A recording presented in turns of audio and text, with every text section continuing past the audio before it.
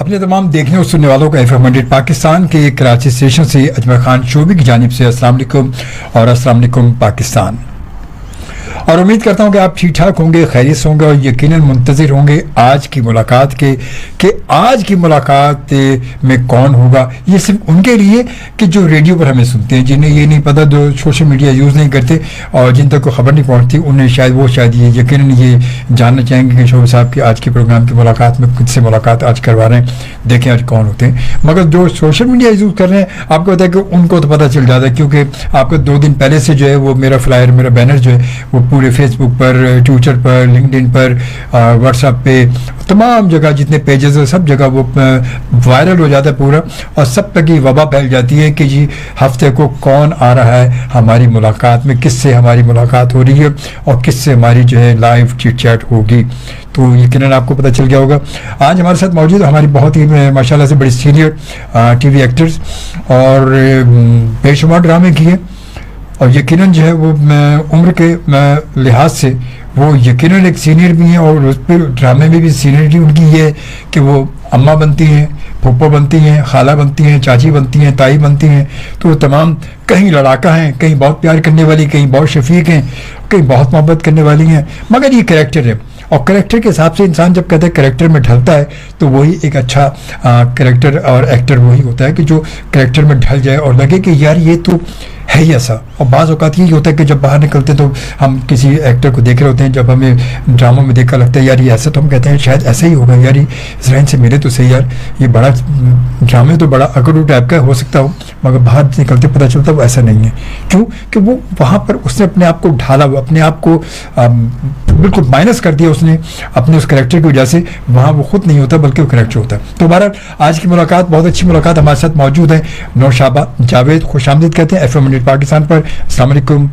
वालेकुम अस्सलाम और अस्सलाम वालेकुम पाकिस्तान। नौशाबा का सलाम आप सबको पहुँचे। क्या बात है, ये रेडियो वाली बात होगी ना। रेडियो ये एक्चुअली इसकी बैकग्राउंड में बात ये है कि नीलाम घर से मैंने स्टार्ट लिया था, और नीलाम घर में तारिक साहब अब तो नहीं है, लेकिन अल्लाह जन्नत बख्शे उन्हें, लेकिन वो यही कहा करते थे, देखती आंखों सुनते कानों, आपको नौशाबा का, नौशी का और तारिक का सलाम पहुंचे। वो दौर वो नौशी, वो उन्हें उस वक्त तो नौशी थी ना, वो नहीं, नौशी डिफरेंट लड़की थी। अच्छा, मैं नौशाबा थी। हम इत्तेफाक से दोनों मिलते जुलते नामों वाले साथ ही थे उनके। तो फिर वहाँ पर कैसे होता था, एक को नौशाबा और एक को नौशी कहते थे? हाँ जी बिल्कुल। अच्छा जी। तो ये तो मेरे ख्याल काफी पुरानी ये जी ये 86 की बात है। 86 में मैं फर्स्ट टाइम टीवी पे आई थी। गई तो वो ऐसे एज ए ऑडियंस ही थी, लेकिन बस वहाँ से किस्मत ने लिखा था कि मैंने भी टीवी पे आना है, लिहाजा हुआ ये कि आपके सामने हूँ। क्या बात है। वो देखें अब 1986 से ये सफर शुरू हुआ, कदम रखा, मतलब कदम रखा, पहला कदम रखा, और वो सफर वहाँ से चलते चलते माशाल्लाह देखे कि कहाँ पहुँचे। अब इस वक्त 2022 है माशाल्लाह से। तो ये कितना तवील सफर हो गया, मतलब यूँ समझ लें कि 14 साल वो 22 36 ईयर्स 36 साल, बिल्कुल 36 साल, लेकिन 36 साल लगातार काम नहीं किया। एक्चुअली वो बस नीलाम घर किया कुछ अरसे, और उसके बाद ये था कि पहला बच्चा मेरा 86 में ही था, तो उसके बाद वो थोड़े दिन शौक से मैंने अपना प्रोग्राम तो कर लिया, लेकिन उसके बाद गैप लिया, और फिर अपनी ज़िंदगी इस तरह से स्टार्ट होती रही, बच्चे बड़े हुए थोड़े, और उसके बाद से दोबारा टीवी पे ज्वाइन किया उसने दोबारा। गुड माशाल्लाह। मगर एक सफ़र बहरहाल एक बड़ा अच्छा सफ़र, स्टार्ट अच्छा किया आपने, मतलब एक ऐसे शख्स के साथ कि जिनका बहुत ज़बरदस्त है। जब भी मैं वो सारी बातें सोचती हूँ तो यकीन नहीं आता कि तफरीह में किया हुआ एक अपना जेस्चर जो था वो मुझे टीवी के ऊपर उनकी को कंपेयर के तौर पे ले आएगा, और उसके बाद ड्रामों में मैं किस तरह से आऊँगी। तो वो कैसे आप उनके साथ जो हुआ तो क्या मतलब कैसे हुआ, अचानक कैसे हुआ, कहीं राब्ता हुआ या आपको? नहीं वही तो मैं बता रही हूँ ना कि आपको हुआ कैसे एग्जैक्टली, जैसे एक ऑडियंस वहाँ पे जैसे आजकल के सारे इनाम घरों में जाना चाह रही होती है, इसी तरह से मैं अपने भाई के साथ गई थी, और मैं तो जाना नहीं चाह रही थी क्योंकि मुझे ऐसे कोई शौक नहीं रह गया था, लेकिन मेरे भाई को बड़ा शौक था कि मैं मोटर मोटरसाइकिल जीत के लाओ। अच्छा। और वो इस चक्कर में वहाँ गए और वहाँ उन्होंने भी इनाम जीता, लेकिन मेरी तो ये थी कि मैं इंतजार करी थी और बोर हो रही थी, लेकिन उन्होंने तारिक अजीज ने कहा कि शौकिया गुलकार लड़के आ जाएं। अच्छा। उन्होंने कोई 10 लड़के बुलाए। अच्छा। जिसमें मुझे तफरी सूझ रही थी, तो मैंने अपना हाथ खड़ा करना शुरू कर दिया कि मैं। तो तारिक अजीज मुझे देखते थे और फिर वो इस तरफ से एक लड़के को बुलाते थे, दूसरी तरफ से, लेकिन फिर एंड में उन्होंने मुझे बुला लिया कि अच्छा। आप भी आ जाइए। तो उन लड़कों में एक जो लड़की थी वो मैं थी। अच्छा। और उन्होंने देखा कि अब जो इतनी बन रही थी ये कॉन्फिडेंट, वो उसका तो पेट में ना दिल धड़कना शुरू हो गया, गले में धड़क रहा है और वो टांगे कांप रही हैं, लेकिन तारिक साहब की बड़ी काया चीज हुआ करती थी। तो उन्होंने अपने साथ खड़ा किया और स्टार्ट दूसरी तरफ से करवाया और कहा कि खूब वोटिंग करें आप लोग। अच्छा। जो करना चाहते हैं आप लोग इनके साथ आपका कॉमेडी देखने के लिए जी। तो एक्चुअली मेरे साथ तो ये था कि मैं स्कूल ऑफ आर्ट में हुआ करती थी और 1 साल पहले ही उन दिनों मैं अपनी ग्रेजुएशन करके आई थी। तो कभी कभी वहाँ फंक्शन जो हुआ करते थे तो उसमें गाना गा लेती थी और अपने दोस्तों से कहती थी यार तुम लोग हूटिंग कर देना, इससे ये लगेगा मेरे दोस्त बैठे हैं। तो मुझे तो हूटिंग की आदत थी, मैं अपने शौक के लिए किया करती थी। अब वो जब लड़कों ने गाना शुरू किया और उनपे हूटिंग हुई तो बेचारे वो डर गए। तो वो अंतों में काना राजा जो जीता वो मैं थी। क्या बात है, क्या बात है, जबरदस्त। वाह वाह वाह। तो बस वो तारिक साहब ने उसके बाद मुझे प्रोग्राम के आगे इख्तिताम पे कहा कि अगर आप मेरे साथ आए और एज ए मेहमानदार जो होती है, तो मैंने कहा नहीं मुझे ये शौक तो नहीं है, मुझे तो ड्रामों का शौक है। ड्रामों का शौक था, उन्होंने कहा इजाजत मिल जाएगी इतनी, क्योंकि टाइम उसमें बहुत लगता है। तो मैंने कहा नहीं टाइम वो तो नहीं मिलेगी, लेकिन मैंने तो अपनी ख्वाहिश का इजहार किया है। तो उन्होंने कहा कि आप मेरे साथ आए और मैं घर गई तो कि तारिक अजीज ने मुझे कहा, ये वाली बात जो थी ये दिल से निकल नहीं रही थी, तो उसके लिए कहा कि मुझे इस प्रोग्राम को ज्वाइन कर लेना चाहिए। तो तारिक अजीज ने ऑडिशन के लिए अपने घर पे बुलाया, मैं अपने हस्बैंड के साथ उनके घर गई और बहुत इज्जत से उन्होंने अपनी वाइफ से मिलवाया, बहुत प्यारी खातून। और तारिक साहब ने मुझे कहा, सामने जो इतनी सारी किताबें थी उन्होंने रखी हुई, उनमें से कहा कि कुछ उठाएं कोई किताब और मुझे उसमें से कुछ तलफ़ुज़ सनाए तो मैंने एक शायरी की सागर सिद्दीकी की बुक उठाई और थोड़ा सा उसको पढ़ा जब, तो तारिक अजीज कहने लगे कि एन शीन ठीक करना पड़ेगा, दुरुस्त करना पड़ेगा। वो तो शायद अभी तक नहीं दुरुस्त हो सका, लेकिन उस वक्त थोड़ा सा बेहतर कर लिया था। मेरे तारिक साहब फिर बस मेरी एंट्री की ये कहानी थी और इस तरह से मैं उनके नीलाम घर में आ गई। गुड, वाह। और ये अच्छा तजुर्बा रहा मतलब। जी बहुत जबरदस्त। तो कितना अर्सा किया? वो तो थोड़ा सा अर्सा, क्योंकि घर से भी इतनी इजाजत नहीं थी। मेरे शौक की वजह से इजाजत मिली थी कि चलो ठीक है। तो मैंने कोई 4 महीने वो प्रोग्राम किए थे, रिकॉर्ड करवाए जो 6 महीने तक चले। और उसके बाद मैंने तारिक साहब से कहा कि जी मुझे इजाजत दें, अब मैं छोड़ के जाना चाहती हूँ क्योंकि मेरा बच्चा बहुत छोटा है।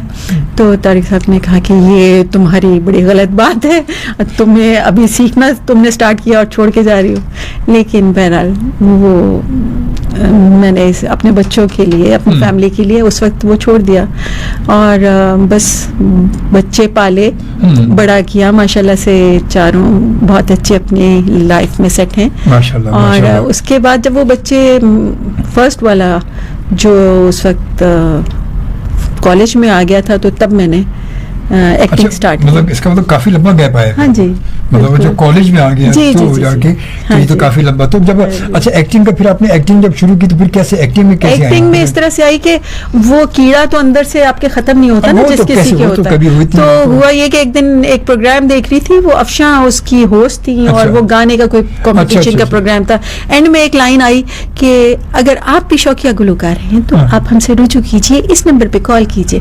और जी जनाब नौशाबा साहिबा ने सोचा कि ये तो एक दिन जाना है, गाना गाना है और वापस आ जाना है। तो जो किचन सिंगर थी उसने वहां पे कॉल किया, तो फहमीदा नसरीन हुआ करती थी प्रोड्यूसर, उन्होंने फौरन कॉल बैक किया और कहा कि आ जाए। तो मैंने कहा कि जी वो मैं लड़की नहीं हूँ, मैं तो मेरा मेरे तो बच्चे हैं और मैं, मगर मुझे शौक है। उन्होंने कहा आप आए, मैं आपसे मिलना चाहती हूँ। तो मैं गई और उन्होंने मुझसे गाने सुने। गाने का ही प्रोग्राम था, कंपटीशन था एक्चुअली, मुझे जिसका एंड तक पता नहीं लगा कि मैं मुलाकात FM 100 पाकिस्तान के कराची स्टेशन से अजमल शोभी के साथ। और कैसी मुलाकात है, देखिए इब्तिदा होते ही आपको पता चला नीलाम घर का एक दौर था और बेपना। अच्छा मैं भी गया था, मैं कहा वो तो फिर आप तो शुरू में थी, उसके बाद मैं भी एक दफ़ा बहन के साथ गया था।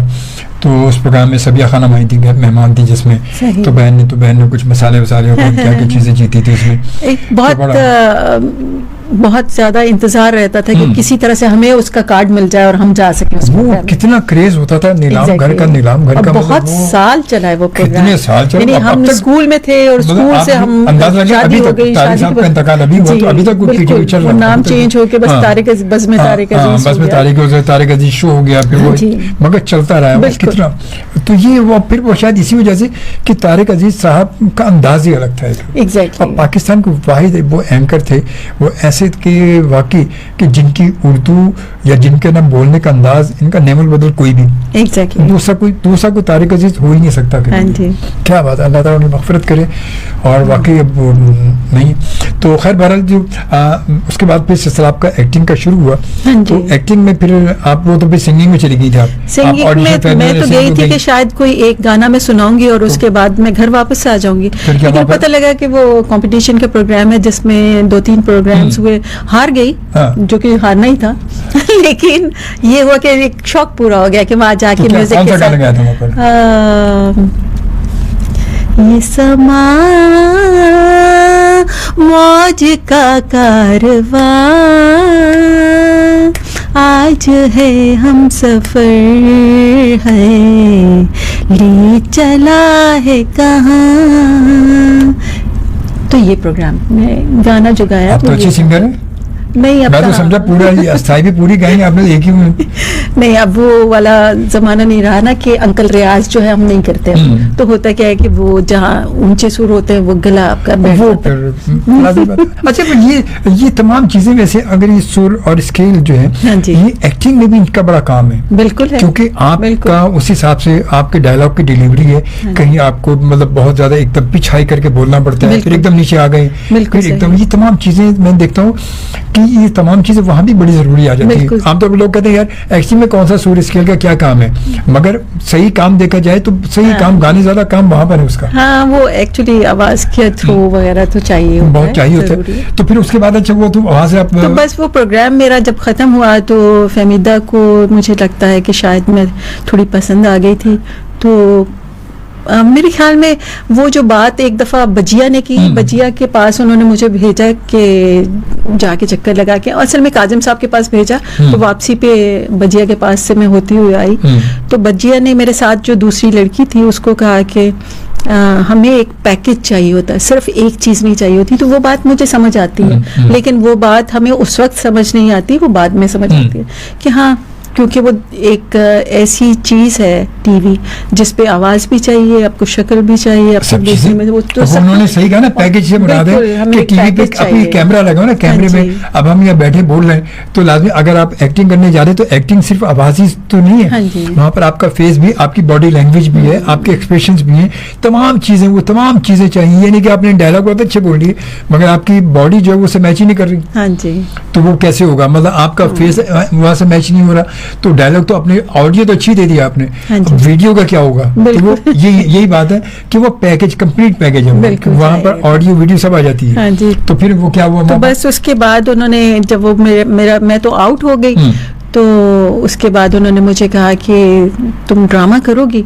अब ये तो जो चीज थी अपने अंदर जो हीरोइन में पाती थी वो तो शादी से पहले पाती थी। मतलब ये वो जगह थी जिसके लिए आप इतने कहाँ से गोल गोल घुमा की किस्मत मुझे यहाँ पे लेके आई। तो जब उन्होंने मुझसे कहा तो मैं कुदरत पे हैरान थी कि मैं इनसे कहा नहीं, लेकिन जब पहुंची तो आखिर इन्होंने खुद मुझसे वो बात कह दी। फिर उन्होंने कहा कि काजिम पाशा को जानती हो। मैं एक्चुअली उस वक्त तक अपने जहन से ये सारी चीज़ें रेस कर चुकी थी, तो मुझे पता ही नहीं था कि काजिम साहब एक बहुत बड़ा नाम है।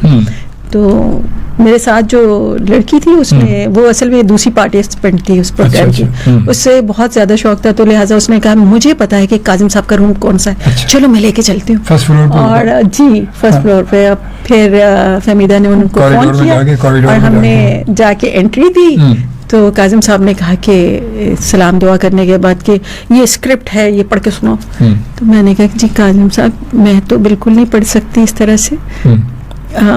तो काजिम साहब भी जानते थे, दुनिया को देखा हुआ था, तो उन्होंने कहा कि अरे बैठ जाइए आप और बातें करें, क्या करती हैं, पढ़ती हैं। मैंने कहा नहीं जी मैरिड हूँ, बच्चा है मेरा, तो अब तो 4 बच्चे हैं मेरे। तो उन्होंने सुना, कहने लगे पहले कहाँ थी, और मैंने कहा कि आर्ट स्कूल में हुआ करते थे। और उसके बाद उन्होंने जब देखा कि अब भी बोलने लग गई है, तो लिहाजा उन्होंने कहा पढ़ के सुनाओ। जब मैंने पढ़ के उन्हें स्क्रिप्ट सुनाया है तो उन्होंने कहा कि बस डन है। तो बस उसके बाद से उन्होंने एक स्क्रिप्ट मुझे पकड़ाया कि इसमें ये फलाना कैरेक्टर तुम्हारा है। तो इस तरह से मैं उसमें ड्रामे में आई, और शुरू में कुछ साल तो मैंने इस तरह से काजिम साहब के प्लेस में काम किया कि बस वो कोई एक कैरेक्टर जरूर रखते थे उसमें, ऐसा कि वो साल में शायद 1 किया करते थे, ज्यादा से ज्यादा 2 कर लेते थे। तो वो उसमें जरूर मैं हुआ करती थी, लेकिन वो कैरेक्टर छोटा हुआ करता था ताकि मैं टाइम मैनेज करके घर चली जाऊँ, क्योंकि मुझे घर से इतनी ही इजाजत थी कि तुम ऑफिस से जब मैं आऊँ तो तुम भी घर पे पाई जाओ। सही बात है, सही। तो पहला कौन सा प्ले था वो, काजिम मैनी के कौन सा प्ले था वाला? अब तो सच्ची थोड़ा सा आसमान गालिबन, थोड़ा सा आसमान था शायद, अब याद तो नहीं उसका नाम। उसमें कैरेक्टर क्या था? वकील। अच्छा। जो कि मुझे कत्तन पता ही नहीं था कि वकील क्या चीज होती है, लेकिन काजिम साहब ने कहा कि नहीं तुम कर लोगी। असल में बात ये एक बड़े प्रोड्यूसर की, डायरेक्टर की बात ही यही हुआ करती है कि वो आपके अंदर से वो सारी एक्टिंग करवा लेता है, आपके अंदर से निकलवा लेता है, जिसका आपको अंदाजा भी नहीं होता। अच्छा, वो करवा लेते थे। मैंने भी, क्योंकि गाजी भाई के साथ जब मैंने किया, मुझे पहला उस वक्त वो चल रहा था निस्फ सदी का किस्सा, तमसील ड्रामे चल रहे थे, तमसील चल रहे थे, तमसील में। तो मैं जब गया तो मुझे क्या लगे शोभी तुम आओ, अच्छा मुझे उन्होंने दिया वो, और उसमें हसन अली आफंदी जो ड्रामा था, हसन अली आफंदी, उसमें मजहर अली थे, फिर और वो जहूर अहमद साहब थे, फिर क्या नाम फारूक मेमन थे उसमें, कौकब मेहदी थे, मतलब हम ज्यादा नहीं 5 ही लोग थे उसमें, क्योंकि हसन अली के जो उनके साथ हमनवा थे वो 4 लोग थे। एक वो खुद थे जो हसन अली का कैरेक्टर उन्होंने किया था मजहर अली ने, बाकी हम लोग उनके साथ थे जो उनके रफाकार थे जो, तो वो बनाने में, तो उन्होंने मुझे कैरेक्टर दिया। अच्छा, मुझे उसमें कैरेक्टर जो था वो था मतलब शमशुद्दीन बुलबुल को, जो उनके साथ मतलब थोड़ा सा उसमें वो कॉमेडी टाइप का भी है, और बड़ा उसमें जो वो उनकी बातों में कहीं ना कहीं वो जो है ना ये पखे मारता रहता है वो। तो मैंने कहा काजिम भाई कि आपने कॉमेडी मुझे दे दी, मैं कॉमेडी कह रहे यार मैंने तुम्हें दिया है ना, स्क्रिप्ट दिया ना तुम्हें, बस तुम जाओ। मैंने कहा यार मैंने तुम्हें कह दिया ना, बस तुमने करना है, मुझे नहीं पता तुमने करना है। अब वो स्क्रिप्ट दे दिया, मैं आ गया वो, अब वो भाई मैंने कहा जो मुझे गाइड तो करते हैं, कह रहे नहीं ये मैंने तुम्हें दे दिया, तुम अपने कैरेक्टर के खुद डायरेक्टर हो, तुमने खुद ही कंसीव करना है कि किस तरह तुम्हारी आवाज होगी, क्या कैसा अंदाज, मगर ये बंदा ये है, इनके साथ ये, और ये पखें देता रहता है कुछ ना कुछ, तो तुमने अपने आप को खुद कंसीव करना है, खुद देखो, खुद ये तुम्हारा मसला मेरा मसला नहीं है, तुम खुद डायरेक्ट। और मैं वही बता रहा हूँ कि वो इतने कि वो बंदा देख के कहीं ना कहीं, और मैंने वो किया, अल्लाह का शुक्र है कि काजिम मैंने वो तो अप्रिशिएट किया। और बीच मतलब जब तो आपको पता है वहाँ तो इंडोर ही होता था, 4 कैमरे लगे हुए, वही हो रहा सब कुछ, रिहर्सल होती थी, और वहाँ पे सारी रीडिंग के बाद वो लेके, और वो अब ये तो अब दौर चल रहा है ना सिंगल कैमरे का, वरना पीटीवी तो सिंगल कैमरा होता ही नहीं था। वहाँ तो एक ही मतलब दफा सारा काम हो जाता है, सब काम एक दफा सारे काम। अब मैं सोलो वाला अपना काम ले रहा है, वाइट वाला अपना ले रहा है, मास्टर अपना बन रहा है, सब बन रहा है सब। तो वहाँ तो ये होता था, तो वो आसानी होती थी, उन्होंने बड़ा, अब वो मैंने किया तो बड़ा अच्छा रहा। फिर इसी तरह उनके साथ मैंने और भी किया, फिर एलिजबेथ का। तो बात है कि वो वाकई ये सीनियर जिन प्रोड्यूसर और डायरेक्टर लोग जो है वो वाकई मतलब समझते हैं कि यार सामने वाले को देख के समझ लेते हैं कि इसके अंदर कितना निकाल सकते हैं, ये कितना बड़ा फनकार हो सकता है। तो ये हकीकत है इसमें। तो उसके बाद फिर वो ये सिलसिला आपका चलता बस जी, ये सिलसिला फिर चल निकला। कुछ साल पीटीवी पे गुजारे इसी तरह से काजिम साहब के साथ। फिर तो कैरेक्टर बढ़ा, फिर आपका कैरेक्टर बढ़ा उसके बाद फिर? हाँ जी, बस नहीं, मुझे लगता है कि वहाँ तो मैं एक लिमिटेड टाइम के लिए जाया करती थी और उनसे रिक्वेस्ट करती थी भाई आप मुझे काम दें। अब वो चाहती भी थी कि काम लंबा हो, लेकिन साथ ही टाइम भी कम देती थी। टाइम का क्यों? तो आप खुद ही अपने आप को एक लिमिट में डाल देते थे। तो हुआ ये कि थोड़ा अर्सा मंजूर कुरैशी साहब के साथ, फिर अली रिजवी साहब के साथ और काजिम पाशा साहब, इनके साथ काम किया है। और तीनों बड़े नाम माशाल्लाह जी। तीनों फिर उसके बाद प्राइवेट प्रोडक्शंस की तरफ निकली हूँ। और तो जब प्राइवेट की तरफ निकली तो फिर बात कैसे आगे पहुंची? फिर तो कलेक्शन भी बड़ा होगा। नहीं, शुरू में तो एक्चुअली उनको भी अंदाजा नहीं, और आप कोई इतना फूफा किस्म का कैरेक्टर करके नहीं आए कि एक नाम बन गया। लेकिन शुरू में जब वो मुझे कहीं हर प्रोडक्शन हाउस में जाके मैंने खुद ही अपने आप मुतारिफ कराया कि कराना पड़ता, शुरू होता है कुछ और आप मुझे काम दें। तो वो जब देते थे तो छोटा कैरेक्टर होता था, जी आप फॉरेन से आई हैं, आप बहुत अमीर खातून हैं, आप बड़ी अच्छी अम्मा हैं और आपका ये कैरेक्टर होगा। वो होगा शायद 2-3 एपिसोड में आप ही या तो मर जाएंगी या आपका बच्चा मर जाएगा, तो होगा ये कि आपका कैरेक्टर खत्म। तो लेकिन ये कि उनको अंदाजा जब हो गया तो उसके बाद से जब छोटे कैरेक्टर फिर से देने शुरू किए, उन्होंने ऑफर किया, तो मैंने कहा कि नहीं, मैं आपको खाली ये काम इसलिए करी थी ताकि आपको अंदाजा हो जाए कि मैं कितना कर सकती हूँ। अगर आपको लगता है कि मैं कुछ बेहतर कर सकती हूँ तो इससे बड़ा कैरेक्टर दें, वरना ये अब मैं नहीं करना चाहती। तो फिर उसके बाद से मतलब थोड़ा सा लेकिन मुझे लगता है कि अल्लाह ताला ने मेरा नाम जो है वो ANB की वजह से थोड़ा फिर भी बनाया, क्योंकि ANB पे जब मैं आई हूँ, ये आसिफ रज़ा मीर और बाबर जावेद की प्रोडक्शन जो हुआ करती थी, तो वहाँ पे यके बाद दीगरे मुझे जो ड्रामे मिले हैं वो इतने ज़्यादा थे कि शायद लोगों को नक्श हो गया कि ये चेहरा जो है, उसका नाम बेशक वो याद नहीं कर सके कि क्या है, लेकिन मैंने मेरा चेहरा उन्होंने ये तो बता, ये तो हकीकत है। ये तो मैं खुद भी मैंने देखे, बहुत सारे ऐसे नाम हैं, बहुत सारे ऐसे कैरेक्टर हैं जिनको देख के मैं कहता हूँ कि यार ये हर ड्रामा मतलब शुरू से पहले कहते हैं इसमें ये भी होंगे जी, इसमें ये भी होंगे, हाँ इसमें ये भी होंगे, क्योंकि वो हम ये भी देखते हैं, खास बात सब औकात ही होता है कि हम कहते हैं इन कैरेक्टर्स के लिए सिर्फ चंद लोग ही हैं। हाँ जी, ये 5 लोग हैं तो ये पांच ही होंगे और कोई नहीं हो सकता, छठा कोई है ही नहीं, कोई है ही नहीं। लेकिन भी था, वो भी शायद क्या कह सकते हैं, कभी हमें लगता है कि शायद उनकी PR अच्छी है, लेकिन एक चीज मानना चाहिए कि वो अल्लाह जो ऊपर बैठा है वो तो उसने रखा है ना सबका, तो वो उन लोगों को लेके आता है। अगर बार बार आ रहे हैं तो अल्लाह ने उनके नसीब में लिखा है। बिल्कुल, ये बिल्कुल नसीब में लिखा है, और ये नसीब में चाय भी लिखी है, बिस्किट भी लिखे हैं। तो बिल्कुल लिखे, इसीलिए कि हम ब्रेक भी रहे हैं। मुलाकात अजमल शोबी के साथ FM 100 पाकिस्तान के कराची स्टेशन से। और आप जब आई, आपने बैठे, आपने कहा कि 2 घंटे से बात ही बात होगी। हाँ जी, मुझे ऐसे ही लगा था कि 2 घंटों में हम क्या क्या करेंगे। मतलब इसमें आप फरमाइशी शायद म्यूजिक चलाते होंगे या कुछ करते होंगे। आपने कहा नहीं, हम सिर्फ बातें करेंगे। आप हैरान हैं? मैंने कहा 2 घंटे कौन सी बातें करेंगे, और अभी तक आप खुद ही चुप नहीं हो रही। देखिए खवातीन को तो बस छेड़ना चाहिए जरा सा।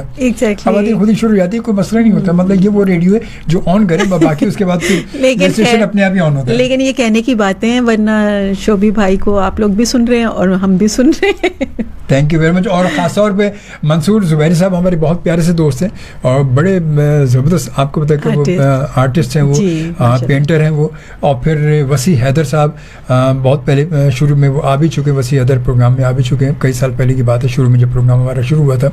तो वैसे भाई आप भी और सबके लिए, और इनके अलावा जितने भी दोस्त हमें देख रहे हैं या देखेंगे बाद में या सुनेंगे, तो बहुत शुक्रिया। आपका सलाम मुझ तक पहुँच गया, नौशाबा ने आपका सलाम पहुँचा दिया जी, बहुत शुक्रिया, थैंक यू, जज़ाकल्लाह, खुश रहें। और ये सलाम खुद भी फ़ोन करके पहुँचाया जा सकता था। मतलब आपके पास नंबर मेरा नहीं है, क्या हैरत की बात है यार, फेसबुक भी ऐड हो, नंबर भी ऐड नहीं, इससे समझ आती है कि मैंने अपने प्रोग्राम का एक उनको भी फ्लायर भेजा होगा, तभी उन्होंने सलाम आगे से पहुंचा है कि बस एक चलो यार, चले इस बहाने हम अपने दोस्तों को याद कर लेते हैं। ये भी बहुत अच्छी बात है, ये भी अच्छी बात है, बिल्कुल सही। मैं बहरहाल ये कि मेरे प्रोग्राम का फ्लायर जो मैं तमाम दोस्तों को मेरे जाता भी है, व्हाट्सएप पे जितने लोग हैं उन सबको जाता है, फिर फेसबुक पर इधर उधर तमाम लोगों को, ताकि सब तक एक पहुँचता है कि यार उसमें यकीन आप आ रहे हैं, जो भी गेस्ट साथ हमारे आते हैं, तो यकीन फील्ड एक है ना, घूम फिर के। अगर आर्टिस्ट की बात कीजिए तो आर्टिस्ट वो पेंटर हैं, आप ड्रामा एक्टर हैं, तो आर्टिस्ट तो हैं, फन तो है, फनकार तो है, फनकार तो अब फन की कैटेगरीज अलग अलग है, मगर फनकार तो सभी हाँ हैं, जी। सब अपनी अपनी जगह। तो खैर बहरहाल जी, तो अच्छा ड्रामे के लिए आपने ड्रामा भी किया, तो ड्रामे के लिए एक्टिंग के लिए क्या कहा कि कैसा रहा जब एक्टिंग आपने वहाँ से शुरू की थी? तो एक्टिंग के लिए कैमरा जब फेस किया आपने, पहली बार जब कैमरा फेस किया होगा, पीटीवी पे किया, छोटा काजिम भाई, तो उस वक्त जब पहली बार उन्होंने दिया आपको स्क्रिप्ट दिया, ये लें और ये करे काजिम भाई ने, हाँ तो जी। उस वक्त क्या हुआ था कैमरे के सामने? क्योंकि वो तो फिर नहीं, मुझे ऊपर से ऐसा बैठ के लगता है, "ओए, क्या हो रहा है ये नहीं, मुझे लगता है कि पीटीवी पे काम करना मुझे काफ़ी अच्छा और आसान लगा। अब मैं सोचती हूँ अगर तो, क्योंकि आपको डायरेक्टर नज़र नहीं आ रहा था, हाँ, वो ऊपर कहीं हाँ, बैठा था, वो ऊपर ऊपर बैठे से होते। आवाज़ हाँ, आती थी ऊपर से। और इसी तरह से वो रिहर्सल हमारी कराते थे। तो उस प्ले में माशाल्लाह से बहुत बड़े बड़े नाम थे, तो वो सब के सब काजिम साहब के रूम में जमा होते थे हम, और रिहर्सल होती थी, वहीं सब रीडिंग करते हाँ, सब रीडिंग थे। और करके मुझे dialogue याद है अपने character के हिसाब से। कि जब मैंने अपनी लाइन बोली है तो महमूद अली साहब माशाल्लाह इतने सीनियर आर्टिस्ट हुआ करते थे, और उन्होंने ऐसे करके मुझे झांक के देखा और कहा कि ज़बरदस्त, बहुत अच्छा बोली। तो बहुत ज़्यादा आपका खून बढ़ जाता है, आप में इतना कॉन्फिडेंस आता है कि क्या मैंने वाकई ऐसा किया होगा जैसे इन्होंने मेरी तारीफ़ की। लेकिन वहाँ पे जितने अफराद मौजूद थे, जब मैंने वो ड्रेस भी वकील का पहना, तो मुझे खुद भी ऐसे लग रहा है कि शायद मैं कोई वकील वकील और ही वो हूँ। जो सब एक एक चुना हुआ नगीने की तरह से फिट होता था अपने कैरेक्टर में। तो काजिम साहब शायद पीटीवी का हर आदमी, हर डायरेक्टर इसी तरह से अपनी मेहनत करता था, और जब वो करते थे एक्टिंग तो इतना मुश्किल नहीं लगता था। लेकिन जब मुझे लगा है कि शायद सही तरह से जब मैंने प्राइवेट प्लेस में एक्टिंग करने शुरू की, तो थोड़ा सा पसीने छूटने शुरू इसलिए हुए कि कुछ नाम होते हैं काफ़ी फेमस हो जाते हैं, वो थोड़ा सा आपको टफ टाइम देते हैं। हाँ, टफ देते, बिल्कुल सही बात है। कुछ तो बहुत अच्छा आपका साथ देते हैं, लेकिन कुछ लोग ऐसे होते हैं कि जो इस तरह से करते हैं कि आप थोड़े से नर्वस हो रहे होते हैं उस वक्त में, आपको सब याद होगा, लेकिन अगला आपको इस तरह से इस तरह की जेस्चर देगा कि जिससे आपके पसीने छूटने शुरू हो जाएंगे, कि क्योंकि डायरेक्टर भी उसी का साथ देगा। वो आपका साथ नहीं नहीं, बिल्कुल सही हकीकत का, क्योंकि डायरेक्टर को अपना काम लेना, उनसे अपना काम करना भी है। अब वो डायरेक्टर नया है और वो उससे सीनियर है, तो वो यकीनन फिर वो उन्हीं की बात ज़्यादा, उनकी तरफ उसका दबाव ज़्यादा होता है, उन्हीं की बात। जी सर, जी सर, जी सर, जी जी जी जी जी सर, जी। तो ये मैंने देखा। अच्छा, हमारे पता क्या, वो उस वक्त के हमारे सीनियर थे, नौशाबा उस वक्त के सीनियर जो थे, वो अपने मतलब जूनियर्स को बड़ी रिस्पेक्ट देते थे और उनको समझाते थे, सिखाते थे कि नहीं, और मतलब हौसला देते थे कि नहीं कोई बात नहीं, कोई बेफिक्र भाई। अभी भी मैं अभी भी कहूँगी कि अभी भी हमारे पास सीनियर्स ऐसे हैं, कुछ हैं। नहीं, मैंने देखा, मेरा जो अपना काफी ऐसे हैं कि जो अभी तो मैं बात वही देखे, काफी देखे ना, आपने कहा काफी ऐसे, आपने सब नहीं कहा, आपने काफी ऐसे हैं। काफी की मुराद है कि उस काफी में कुछ मतलब कुछ 2-4% निकल जाते हैं ऐसे भी, कि जो थोड़ा सा अपना एटीट्यूड दिखाते हैं, कि वो कहते हैं कि भाई मैं अपना काम करने है, तो मैं सिखाने के लिए आया हूँ मैं। नहीं, ऐसे भी ये मे भी ऐसा हो, लेकिन अल्लाह का शुक्र है कि ऐसा मुझे नज़र नहीं आया। लेकिन मुझे तो जूनियर्स में ये चीज़ नज़र आती है कभी कभार, वरना अच्छा जूनियर्स में एक मुझे छोटी सी शिकायत ये, अपनी नहीं, मुझसे ऐसा कुछ नहीं, मैं ना अपने आप को कुछ समझती हूँ, लेकिन मेरे भी जो सीनियर्स हैं, अगर नए आने वालों को अगर उनका नाम तक नहीं पता, अगर आप उनको रिस्पेक्ट नहीं दे रहे हो, तो फिर आपको एक्टिंग करने की तो कोई तुक ही नहीं बनती है। बिल्कुल सही, क्योंकि अगर आप इतने बड़े एक्टर को जानते ही नहीं हैं, तो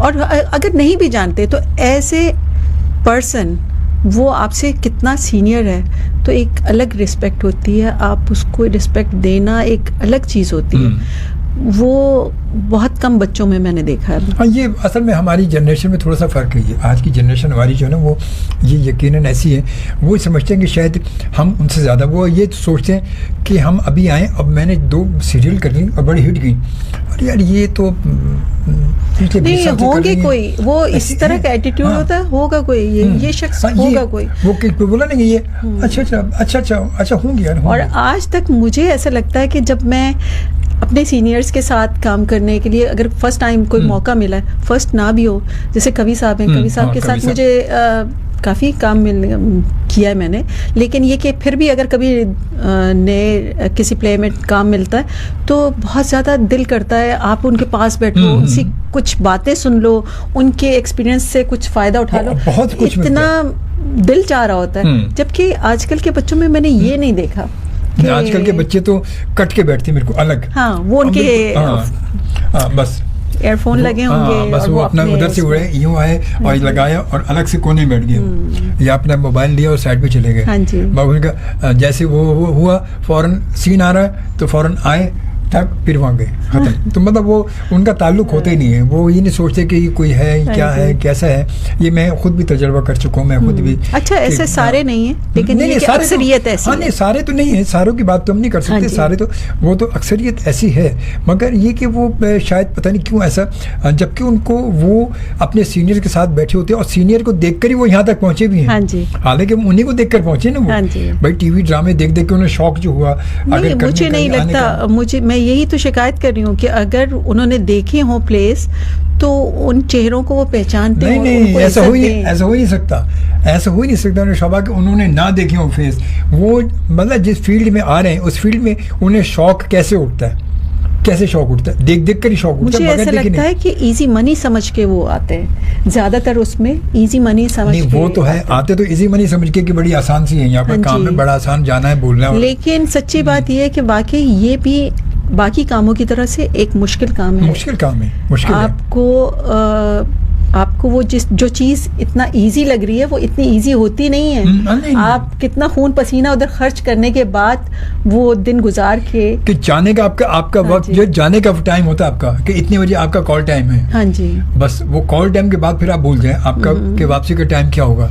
मतलब हालांकि वहाँ पर पैकअप टाइम भी होता है, मगर पैकअप भी कभी वो होता है कि वो भूल जाते हैं। काम चल रहा है तो यार अब सीन छोड़कर बंद नहीं कर सकते ना। सीन अगर एक चल रहा है तो कहते हैं सीन मूड ही बनाओ, सारा माहौल बना हुआ है, लाइट है, सब कुछ है, ये थोड़ा सा आधा कैसे छोड़ दें। वो कहते हैं इस सीन को पूरे करना हमने, क्योंकि वरना फिर इसको कल तक के लिए पैक करना पड़ेगा, फिर वो ना मूड होगा ना वो होगा।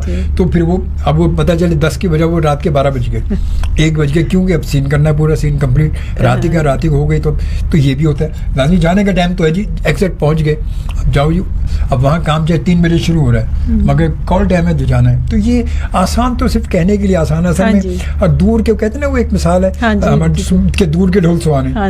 तो दूर से देखो ये रोशनी है भाई, कैमरे लगे हुए हैं, बंदा आ रहा है, देखो लोग ऑटोग्राफ ले रहे हैं। यार ये नहीं सोचते कि ऑटोग्राफ ले कैसे रहे, यहाँ तक पहुँचा कैसे। ये कितना आसान काम है, लोगों को बड़ा आसान लगता है। खैर बहरहाल, तो ये ड्रामा आपने जब आए तो ये कैरेक्टर आपके ख़ास तौर पे जो शुरू से कैरेक्टर आपको मिलने लगे, ये तो कैरेक्टर आप सेलेक्ट करती थी कि ये कैरेक्टर देख के कि यार इसमें ज़्यादातर आम तौर पे हमारी जो माहौल में लड़ाका खातून को ज़्यादा लोग लाइक नहीं करते, है ना। ख़ास तौर पे लड़ाका या जो फापा कुटनी टाइम की होती हैं, मोहल्ले की फुप्पी अम्मा जो होती हैं, वो उनको नहीं पसंद। अगर कभी ऐसा कैरेक्टर आता है तो फिर आप क्या करती हैं?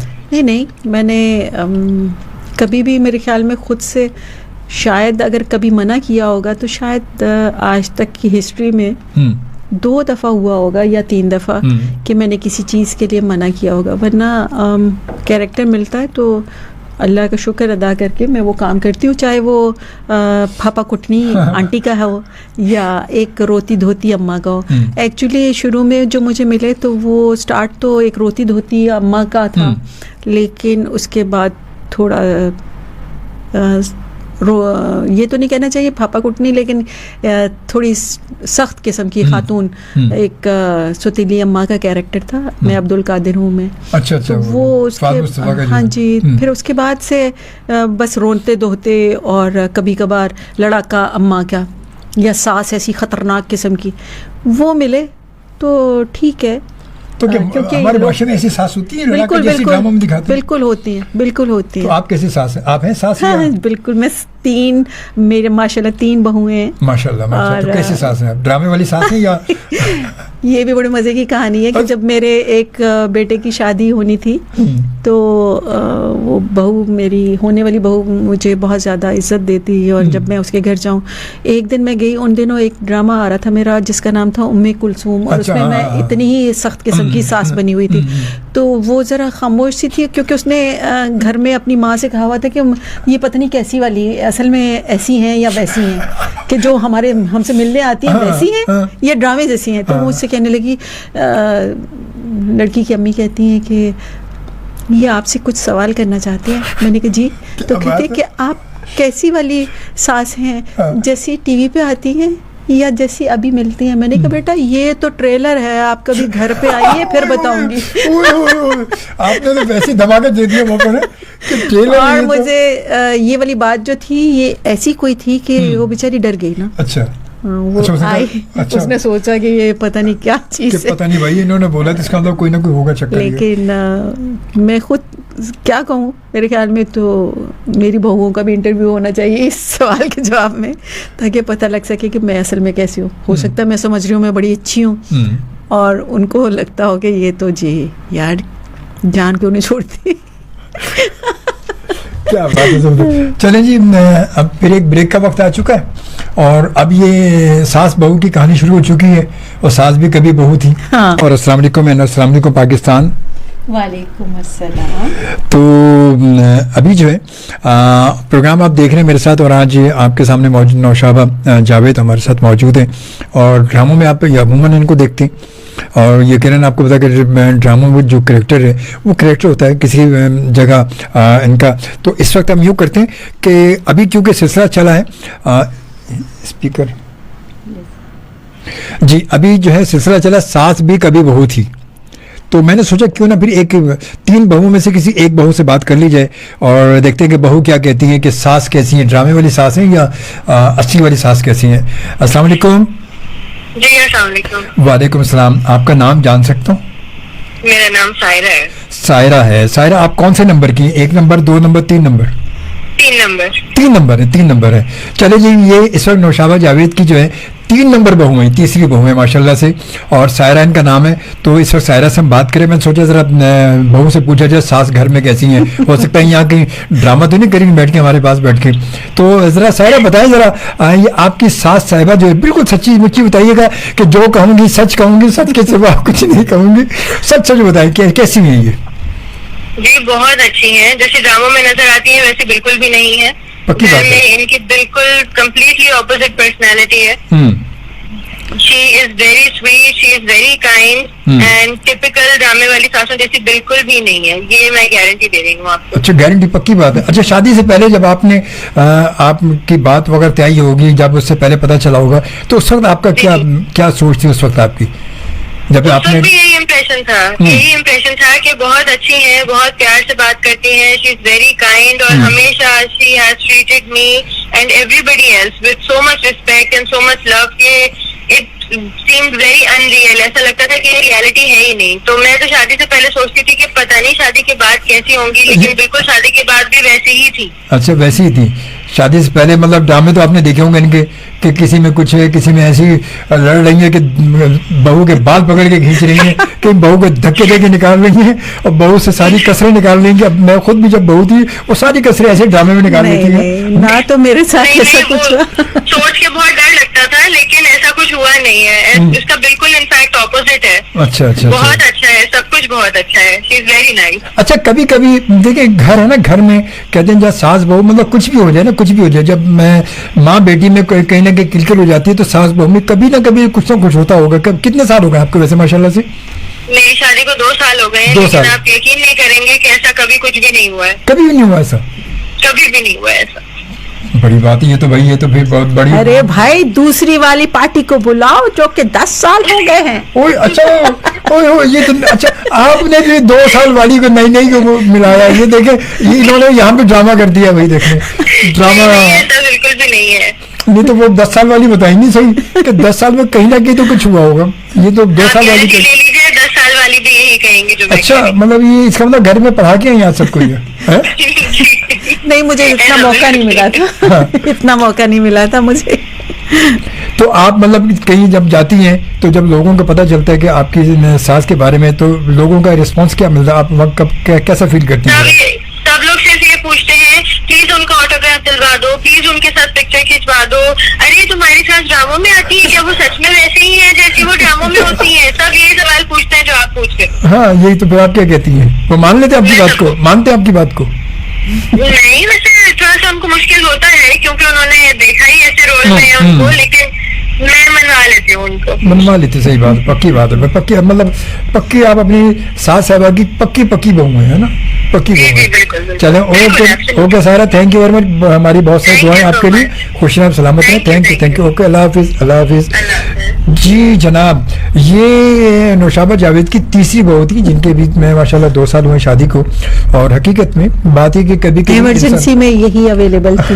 इमरजेंसी में नई वाली मिली को पुरानी नहीं मिली नहीं इमरजेंसी में, नहीं, देखो। आप कहेंगे तो हम पुरानी वाली को भी दरियाफ्त करें। नहीं, वो आपके खुद अंदाजे से भी एक इंसान जो है खुद अब उसका अपना भी बिहेवियर पता चलता है इंसान का खुद कि वो कैसा होगा, क्या होगा, आगे इसमें कोई शक नहीं।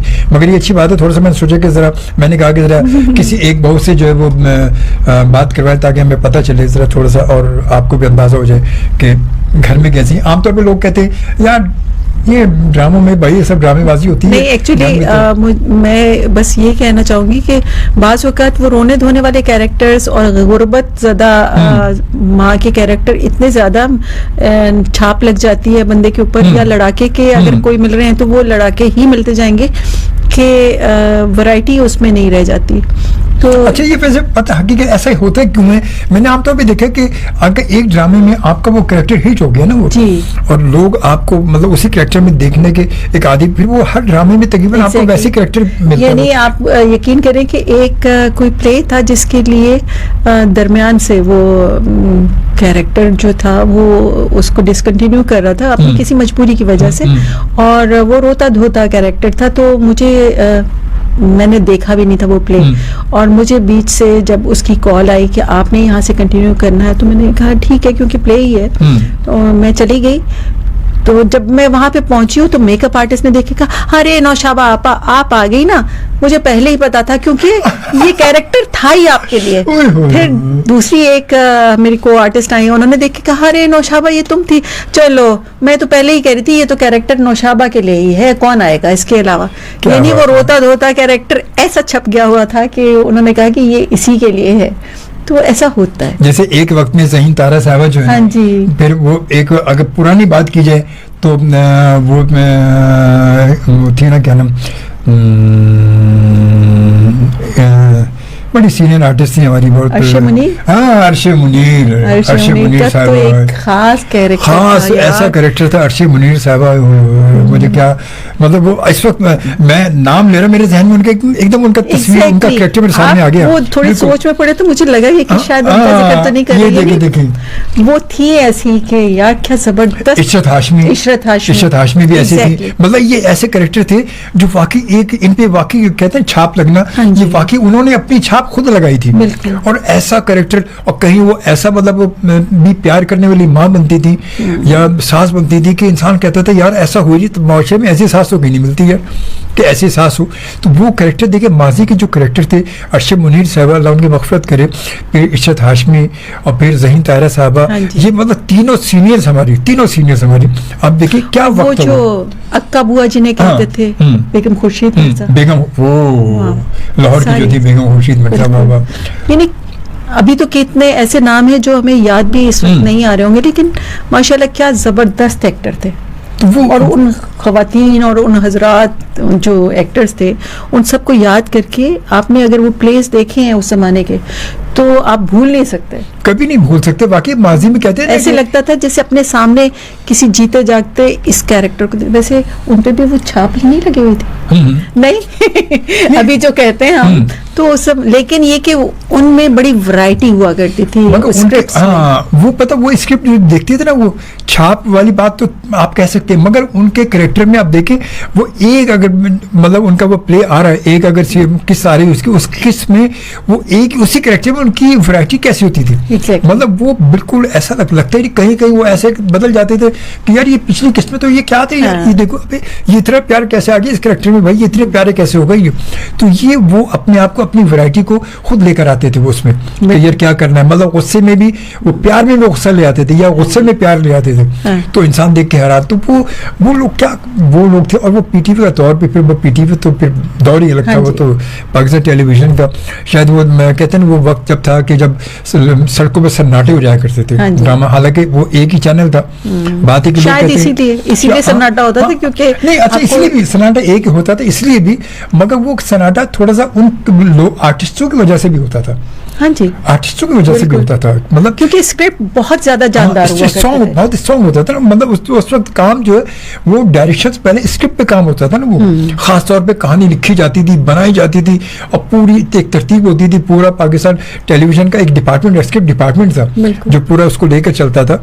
मतलब आज तो हमारे यहाँ कहानी क्या है, आज तो वो देखा यार ये कहानी देखा, ये ड्रामा बड़ा हिट हो गया, उसका निचोड़ निकाल के उन्होंने उसी टाइप का एक और नया शुरू कर दिया।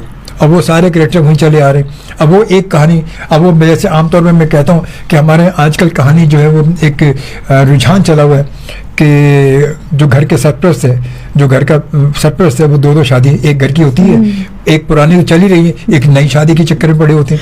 मतलब ये पता नहीं क्यों, ये अभी मैं अमूमन मैंने पहले भी बात हुई एक दो कैरेक्टर से, अपने गेस्ट से बात हुई थी, तो ये पता नहीं क्यों हमारे एक रुझान, ये हमारे माशरे में ऐसा ज़्यादातर है नहीं ऐसा जैसे दिखाया जाए, मगर ये माशरे को अब ये बनाया जा रहा है, ये बिगाड़ा जा रहा है, ये अल्लाह बेदे जानता है। आप क्या कहते हैं इसके बारे में? ये सब नहीं, कुछ मुझे होता है। लगता है कि शोभ भाई कि जो ड्रामे में कई हम जो लिख रहे हैं वो हमारे इर्द गिर्द है।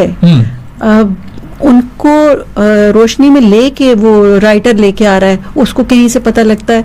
बाज तो ऐसे हैं, मैं मानती हूँ कि जो छाप रहे हैं, लेकिन ज्यादातर आपके इर्द गिर्द वो कहानियां होती हैं जिंदगी में।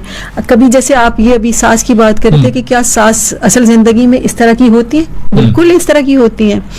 कई माएँ आप कहानियां देखते हैं अखबार में, न्यूज़ ऐसी पढ़ते हैं, वो बड़ी अनहोनी किस्म की होती हैं कि माँ ने अपने ही बच्चे को मार दिया और उठा के पटक दिया। फिर ऐसी कहाँ आप कौन सी अम्मा को देखते हैं? लेकिन वो दुनिया में है, इस तरह की कोई जैसे बात भी हालात है। के विषय नजर या अमूमन आपने खबर सुनी होगी, और ये कि जी वो माँ ने अपने बच्चों को नहर में डुबो दिया, खुद हाँ जी, जी, जी। तंग आके, हाँ जी, तो महंगाई से तंग आके, तो वो ये इस तरह की कोई ना कोई पीछे उसके बैकग्राउंड में कोई ऐसी बात चल रही होती है कि वो इस तरह की हरकत कर जाती है।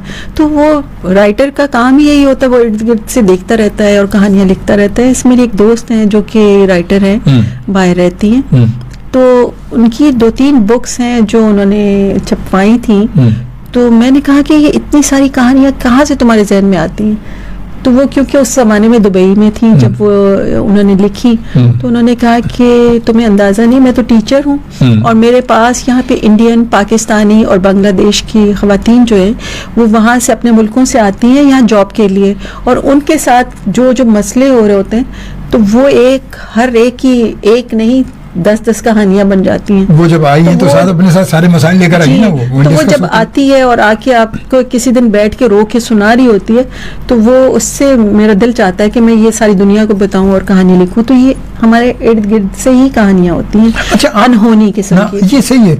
अच्छा, हमारे यहाँ ये भी तो रुझान है नुशाबा इस वक्त है कि हमारे यहाँ अब इस वक्त जो करंट रिसेंटली हमारे यहाँ कंटेंट इतना स्ट्रॉन्ग नहीं बन रहा। हाँ जी, मैं मानती हूँ। तो वो इसमें शायद हमारे यहाँ आप ड्रामे ये मुझे समझ आज तक खुद भी नहीं आई है कि वो कौन, किसकी वजह से राइटर से ऐसी कहानियां राइटर को कहा जाता है, या वो कौन से लोग होते हैं जो ऐसे स्क्रिप्ट अप्रूव कर रहे होते हैं, क्यों, उनकी कौन सी डिमांड है? क्योंकि अगर आप आवाम से बात करके देखें तो वो तंग भी आए हुए होते हैं। तंग आए तो आपको तंग तो आए होते हैं, लेकिन साथ ही मैं ये कहना चाहूंगी वो देखना भी चाह रहे होते हैं। अच्छा, अब वो कुछ है नहीं ना, अब बातें कि हाँ, अब हालात हमें ट्रेन करना चाहिए अपनी आवाम को, हमें ट्रेन करना चाहिए कि इस तरह के आप अगर वही रोते धोते और वही सड़े हुए से घिसे पिटे स्क्रिप्ट के ऊपर ही काम करते रहेंगे तो अवाम को तो उसका चस्का पड़ता जा रहा है, आदत ही पड़ गई है, वो उससे हटके कुछ देखना ही नहीं चाहते। आप उसको दिखाएंगे, अगर कोई अच्छा राइटर लिखेगा तो वो मकबूल होगा ही होगा। क्योंकि देखिए हमारा मीडिया जो है ना, मीडिया अब ड्रामा, खासतौर पे ड्रामा या फिल्म जो है वो एक ऐसा मीडियम है जो हमारे मुआशरे को बनाता भी और बिगाड़ता भी है। बिल्कुल। तो अगर आप मतलब कुछ अगर आप कोई पॉजिटिवली कुछ अगर काम करेंगे, कुछ अपने पास से कोई कहानी ऐसे बनाएं जिससे आप बुराइयों को खत्म करें और दिखाएं कि हमारे मुल्क मुआशरे में अच्छाई बहुत है, बुराई है मगर अच्छाई बहुत है, तो दिखाएंगे तो मुआशरा हमारा बनेगा, डेवलप, लोगों के जहन में वही चीज आएगी, वो अपने आप को उसी तरह ढालने की कोशिश करेंगे। क्योंकि हमारे होता वही है। वो आप देखे फैशन क्या है, ड्रामों में देख देख के फैशन बदल रहा होता है। लोग कहते अरे वो उसने ना, वो देखो उसने सबा कमर ने वो पहना हुआ तो मैं भी वही बनवाऊंगी मैं, वो फलानी ने उसने ये पहना हुआ मैं वो, तो ये चल रहा होता है। तो खैर अब ये जो कुछ भी चल रहा है चलता रहेगा, मगर हमारी ब्रेक भी चल रही है। तो अभी ब्रेक हम लेते हैं, ब्रेक के बाद दोबारा आते और अब जरा अब थोड़ा रूटीन हम आगे चेंज हो गया है, अब जरा फैशन पे और इस पे भी बात करते हैं। बिल्कुल ठीक है, आपने जाना कि मैंने सोचा कि क्यों ना जो है वो अभी एक हमने 3 नंबर बहू से तो बात की थी, जरा 1 नंबर से बात कर ली जाए, क्योंकि वो 2 साल वाली हैं तो नई नई बेचारी हैं, वो मोहब्बत प्यार में हो सकता है कोई थोड़ी बहुत हो भी तो हो सकता है उन्होंने थोड़ी बात रख ली हो अम्मा जी की। तो ज़रा पुराने वाले से पूछते हैं, 10 साल पुरानी जो हैं उनसे पूछते हैं कि वो क्या कहती हैं इस वक्त अपनी सास साहबा के बारे में। अगर वो फ़ोन मिल जाएगा, अगर फ़ोन मिल गया तो वो फ़ोन मिला रही हैं, अब देखें क्या उन्हें क्या समझा कर आएंगे, पता नहीं भाई फ़ोन उठाना या नहीं उठाना। तुम नहीं मैंने किसी को कुछ नहीं समझाया था, अच्छा इसीलिए। अच्छा बहरहाल जब तक हम मैसेज एक पढ़ते हैं, औरंगी टाउन से मैसेज है, पाकिस्तान बाजार से रेहाना का मैसेज है कि अजमल भाई आपको और नौशाबा जी को वेलकम एंड सलाम अर्ज़ जी, और please play this song singer. मैं आपको बता कि इस प्रोग्राम में तो म्यूज़िक तो प्ले करता ही नहीं हूँ मैं, तो बहरहाल हम यूँ आते हैं इस वक्त नौशाबा जावेद की बड़ी बहू की, बड़ी बहू है ये बड़ी बहू की जानिब। अस्सलाम वालेकुम। वालेकुम अस्सलाम, आपका नाम? सुंदस बात करिए जी। सुंदस कैसी है? ठीक ठाक है, खैरियत से? मैं ठीक ठाक हूँ, आप कैसे हैं? अल्हम्दुलिल्लाह मैं बिल्कुल ठीक ठाक हूँ माशाल्लाह से। आज आपकी सास साहबा के साथ हम मौजूद हैं, हमने बुलाया FM 100 पर, और हमने सोचा ज़रा कुछ आपके सास साहबा से पूछा जाए कि सास भी कभी बहू थी या नहीं थी हैं? बहुत अच्छा शो जा रहा है, बहुत अच्छा शो जा रहा है। सुन रही हैं आप सुन रही हैं या नहीं सुन रही? जी बिल्कुल मैं सुन रही हूँ। अच्छा फिर तो पहले से तैयार हो चुकी होंगी।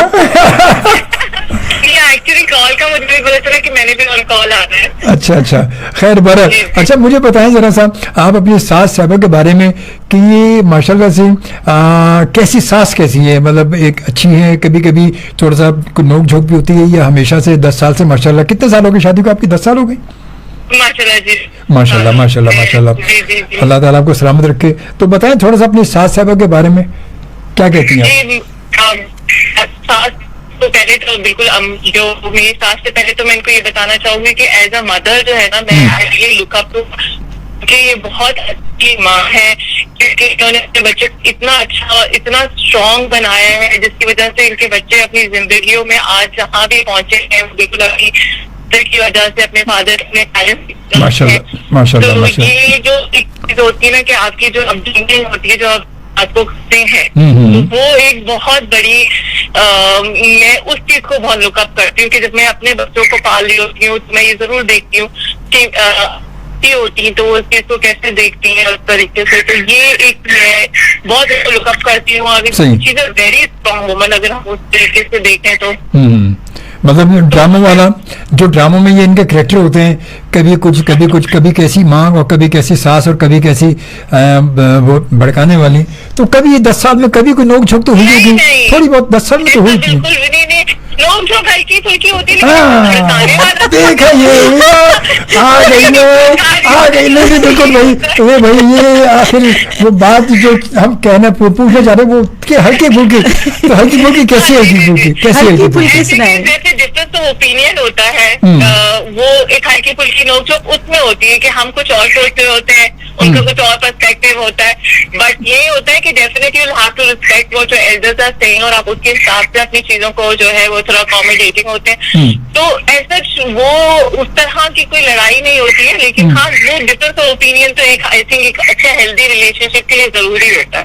नहीं लड़ाई देखिए लड़ाई जरूरी नहीं होती, कभी कभी कहते हैं इंसान ये होता है कि जब आप किसी बात से वो कुछ कह रही है आप उससे डिसएग्री कर रही है, तो वो थोड़ी सी नोक झोंक तो वही तो मजेदार होती है। लड़ाई झगड़े थोड़ा कि हाथ में डंडे लेके एक दूसरे को मारना तो नहीं कहते ना।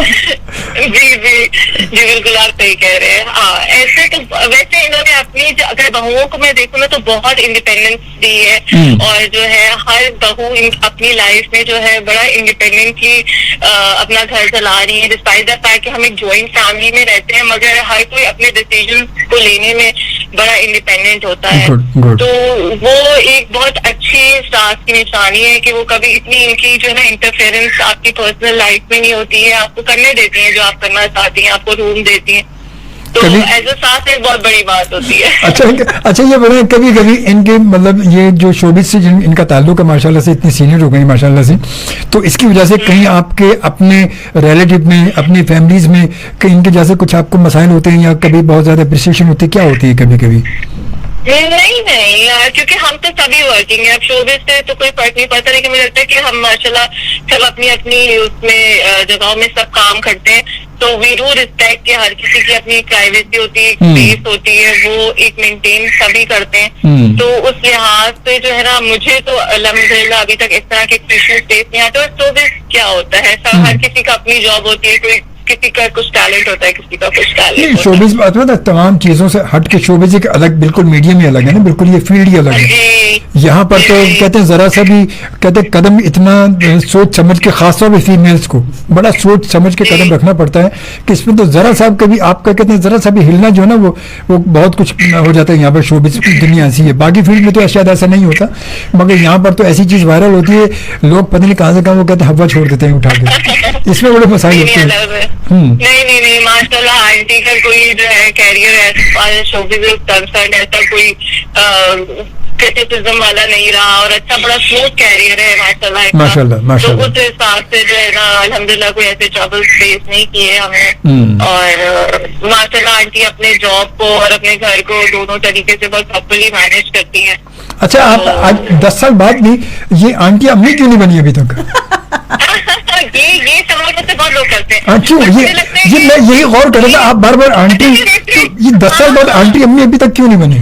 I was actually expecting this question because a lot of people have already asked me this because मुझे लगता है कि पता नहीं I am real in what I am saying, ठीक है, despite the fact I totally respect her, but then I think अम्मी अपनी होती है और आंटी यही तो फर्क है। देखिए यही तो कि भाई जब आप अपने वहाँ से अपनी अम्मी के घर से यहाँ आ गई, तो जब वो अपने हस्बैंड की माँ है तो फिर आपकी भी माँ हुई ना, वो माँ ही कराएंगे, माँ ही करेंगे। यही बातें थी। ये देखिए मुझे आंटी ने कभी बोला नहीं कि मुझे माँ क्यों नहीं कहती है, कभी इस चीज को इन्फोर्स नहीं किया। उन्होंने कहा जैसा तुम्हें रहना है, जैसा करना है करो। नहीं, सही है, वो अच्छी बात है। बस यही वो बातें थी जो शोभी भाई आपसे उगलवाना चाह रहे थे कि क्यों नहीं आंटी के, एक पॉइंट मिल गया।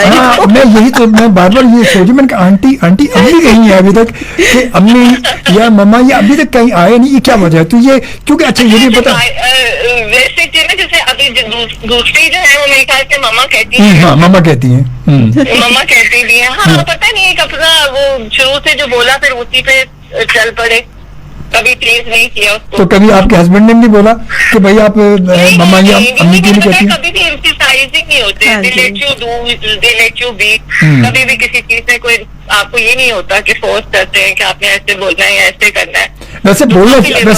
वैसे आप क्या कहती हैं, एक बिल्कुल इससे हट के, क्या बोलना चाहिए, अम्मी या अम्मा बोलना चाहिए या नहीं बोलना चाहिए? मुझे लगता है कि रिश्तों की अहमियत आपके दिलों में होती है, जबान से जो है ना आप अम्मी बोल दे, आंटी बोल दे, इन चीजों से अम्मी और आंटी में बड़ा फर्क है। आंटी और अम्मी में दोनों के जो रिश्ते हैं ना, दोनों रिश्तों में बड़ा आंटी कहने से और अम्मी कहने से बड़ा फर्क आ जाता है।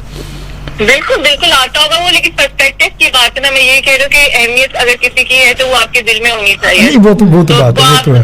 लैंग्वेज में आप उसको कन्वर्ट कर लें, आप अम्मी बोल दें, आंटी बोल दें, वो अब वही कहना है किसी का पर्सपेक्टिव होता है और सही तो मे बी। चले बहरा, बहुत शुक्रिया सुंदर, आपका हमने टाइम लिया और थैंक यू वेरी मच। अपना बहुत सारा ख्याल रखिए, हमारी बहुत सारी दुआएं आपके लिए। बात करके and the show is going very nice, it's a brilliant show. Thank you जज़ाकल्लाह। ओके, थैंक यू, अल्लाह हाफिज, अल्लाह हाफिज, अल्लाह हाफिज। काश के जब कभी बात हो दोबारा तो आप अम्मी कह रही हूँ। जी, ये थी नौशाबा जावेद की बड़ी बहू थी और माशाल्लाह जिनकी शादी को 10 साल हो गए थे, क्यों 10 साल हो गए, और घुमा फिरा के जो बात मैं चाह रहा था वो आ ही गई, आखिर बात ना कहीं ना कहीं आ गई। अच्छा, बात पता कि आंटी और अम्मी में वैसे रिश्ते के हिसाब से बड़ा फर्क भी पड़ जाता है। अम्मी में थोड़ी अपनाइयत ज्यादा आ जाती है ना, अम्मी में, क्या ख्याल है? जहाँ तक मेरा अपना ख्याल, हाँ, एक अपनी सही है, लेकिन अम्मी जिस तरह आंटी में थोड़ा सा एक गैप आ जाता है। आंटी मतलब एक भाई आंटी तो देखिए ना, आंटी का लगे, मगर अम्मी में थोड़ी सी अपनाई ज्यादा आ जाती है, अम्मी मम्मा, तो वो एकदम लगता है कि जैसे हाँ बिल्कुल, आपका हाँ। ये कहना भी सही है, लेकिन जिस तरह से हम हर एक की पर्सनैलिटी अलग होती है, इंडिविजुअल जैसे हर एक है, तो अपनी सोच हर एक की अलग है। और इस पे बिल्कुल ऐसा नहीं सोचना चाहिए नहीं, कि एक बात है आंटी हाँ। में दूरी है और अम्मा में बहुत कुर्बत है। बाज अम्माओं से भी बच्चे दूर ही रहते हैं। वो तो है, वो तो और सब बात वही कुछ कि नहीं। दिल में जब मोहब्बत नहीं है तो हाँ जी। लफ्जों से क्या होगा। बात हाँ तो उनकी जी। सुंदर की बिल्कुल सही है, बिल्कुल। बिल्कुल सही, बहुत अच्छी बात की उन्होंने।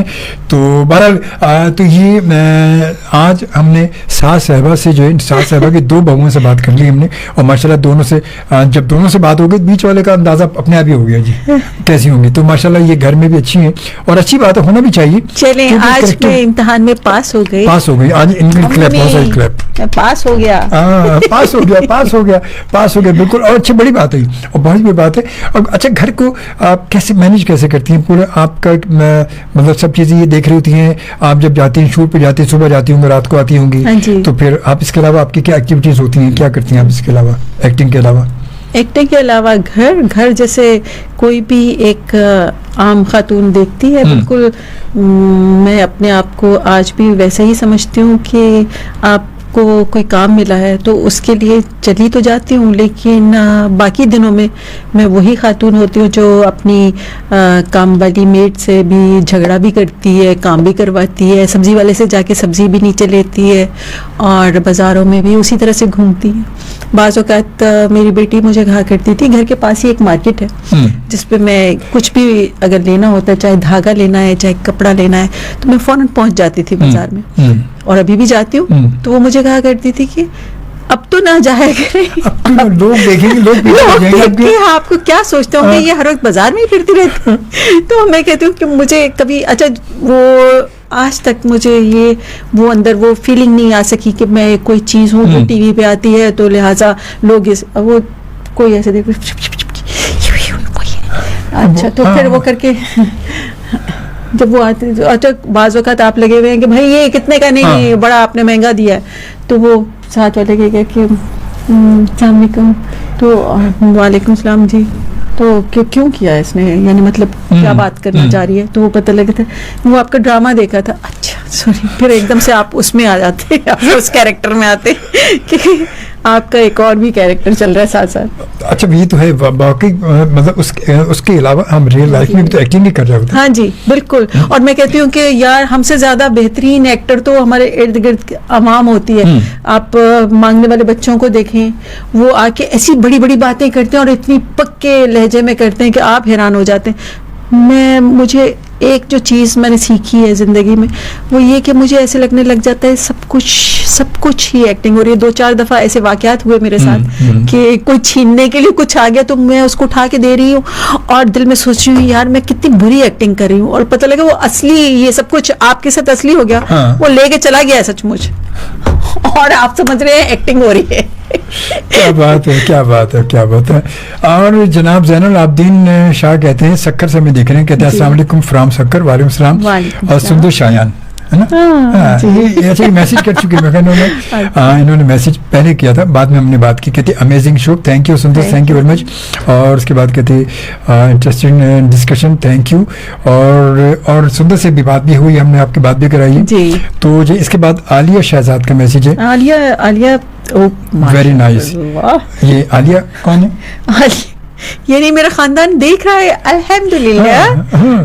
ये मेरी भाभी है। अच्छा, आपकी भाभी है, माशाल्लाह माशाल्लाह। तो वो कह रहे हैं लेकिन वो सक्खर वाले मेरे रिश्तेदार नहीं थे, वो हमारे इंडिपेंडेंट, वो हमारे व्यूअर लिस्टर हैं जो सक्कर में होते हैं। ये शाह साहब हैं ये, और ये सक्कर से हमें देखते हैं, माशाल्लाह, बहुत शुक्रिया। और तो बिल्कुल आज की जो मुलाकात, आपको तो कितनी ज़बरदस्त मुलाकात है, बड़ी चटपटी मुलाकात है आज ये। और क्योंकि जब बात चली सास बहू की, तो मैंने कहा होना चाहिए ना, ये भी पता चलना चाहिए कि सास घर में कैसी है। बाहर तो बड़ी ड्रामेबाजी कर रही है और बहुत बड़ी सीनियर ड्रामेबाज है माशाल्लाह, ड्रामा एक्टर भी ड्रामेबाजी कर रही है, ड्रामेबाजी कहना चाहिए, बिल्कुल बिल्कुल ड्रामेबाज तो है माशाल्लाह। अच्छा, ये मैं शुरू में पता, जब आपको मैंने बुलाना था और आपका नंबर मेरे पास नहीं था, तो मैंने पहले सोचा, मैंने कहा पता नहीं, क्योंकि शायद क्योंकि बहुत सारे लोग ऐसे जानते हैं, तो मुझे है बहुत सारे। अच्छा, कुछ लोग हैं नंबर कांटेक्ट कभी हैं भी कभी नहीं भी होते, तो मैंने कहा पता नहीं नंबर दें या ना दें, क्या पता, कुछ ना नहीं, दें। ऐसी तो कोई वो बात नहीं। ऐसा बहुत सारे ऐसे हैं। तो मैंने सोचा, मगर फिर मैंने सोचा कि मैंने जब गौर से आपको देखा, मैंने कहा मुझे ऐसी लगती नहीं है, तो इसलिए मैंने फिर आपसे बात भी होगी माशाल्लाह मेरी, और ये बहुत अच्छी बात है।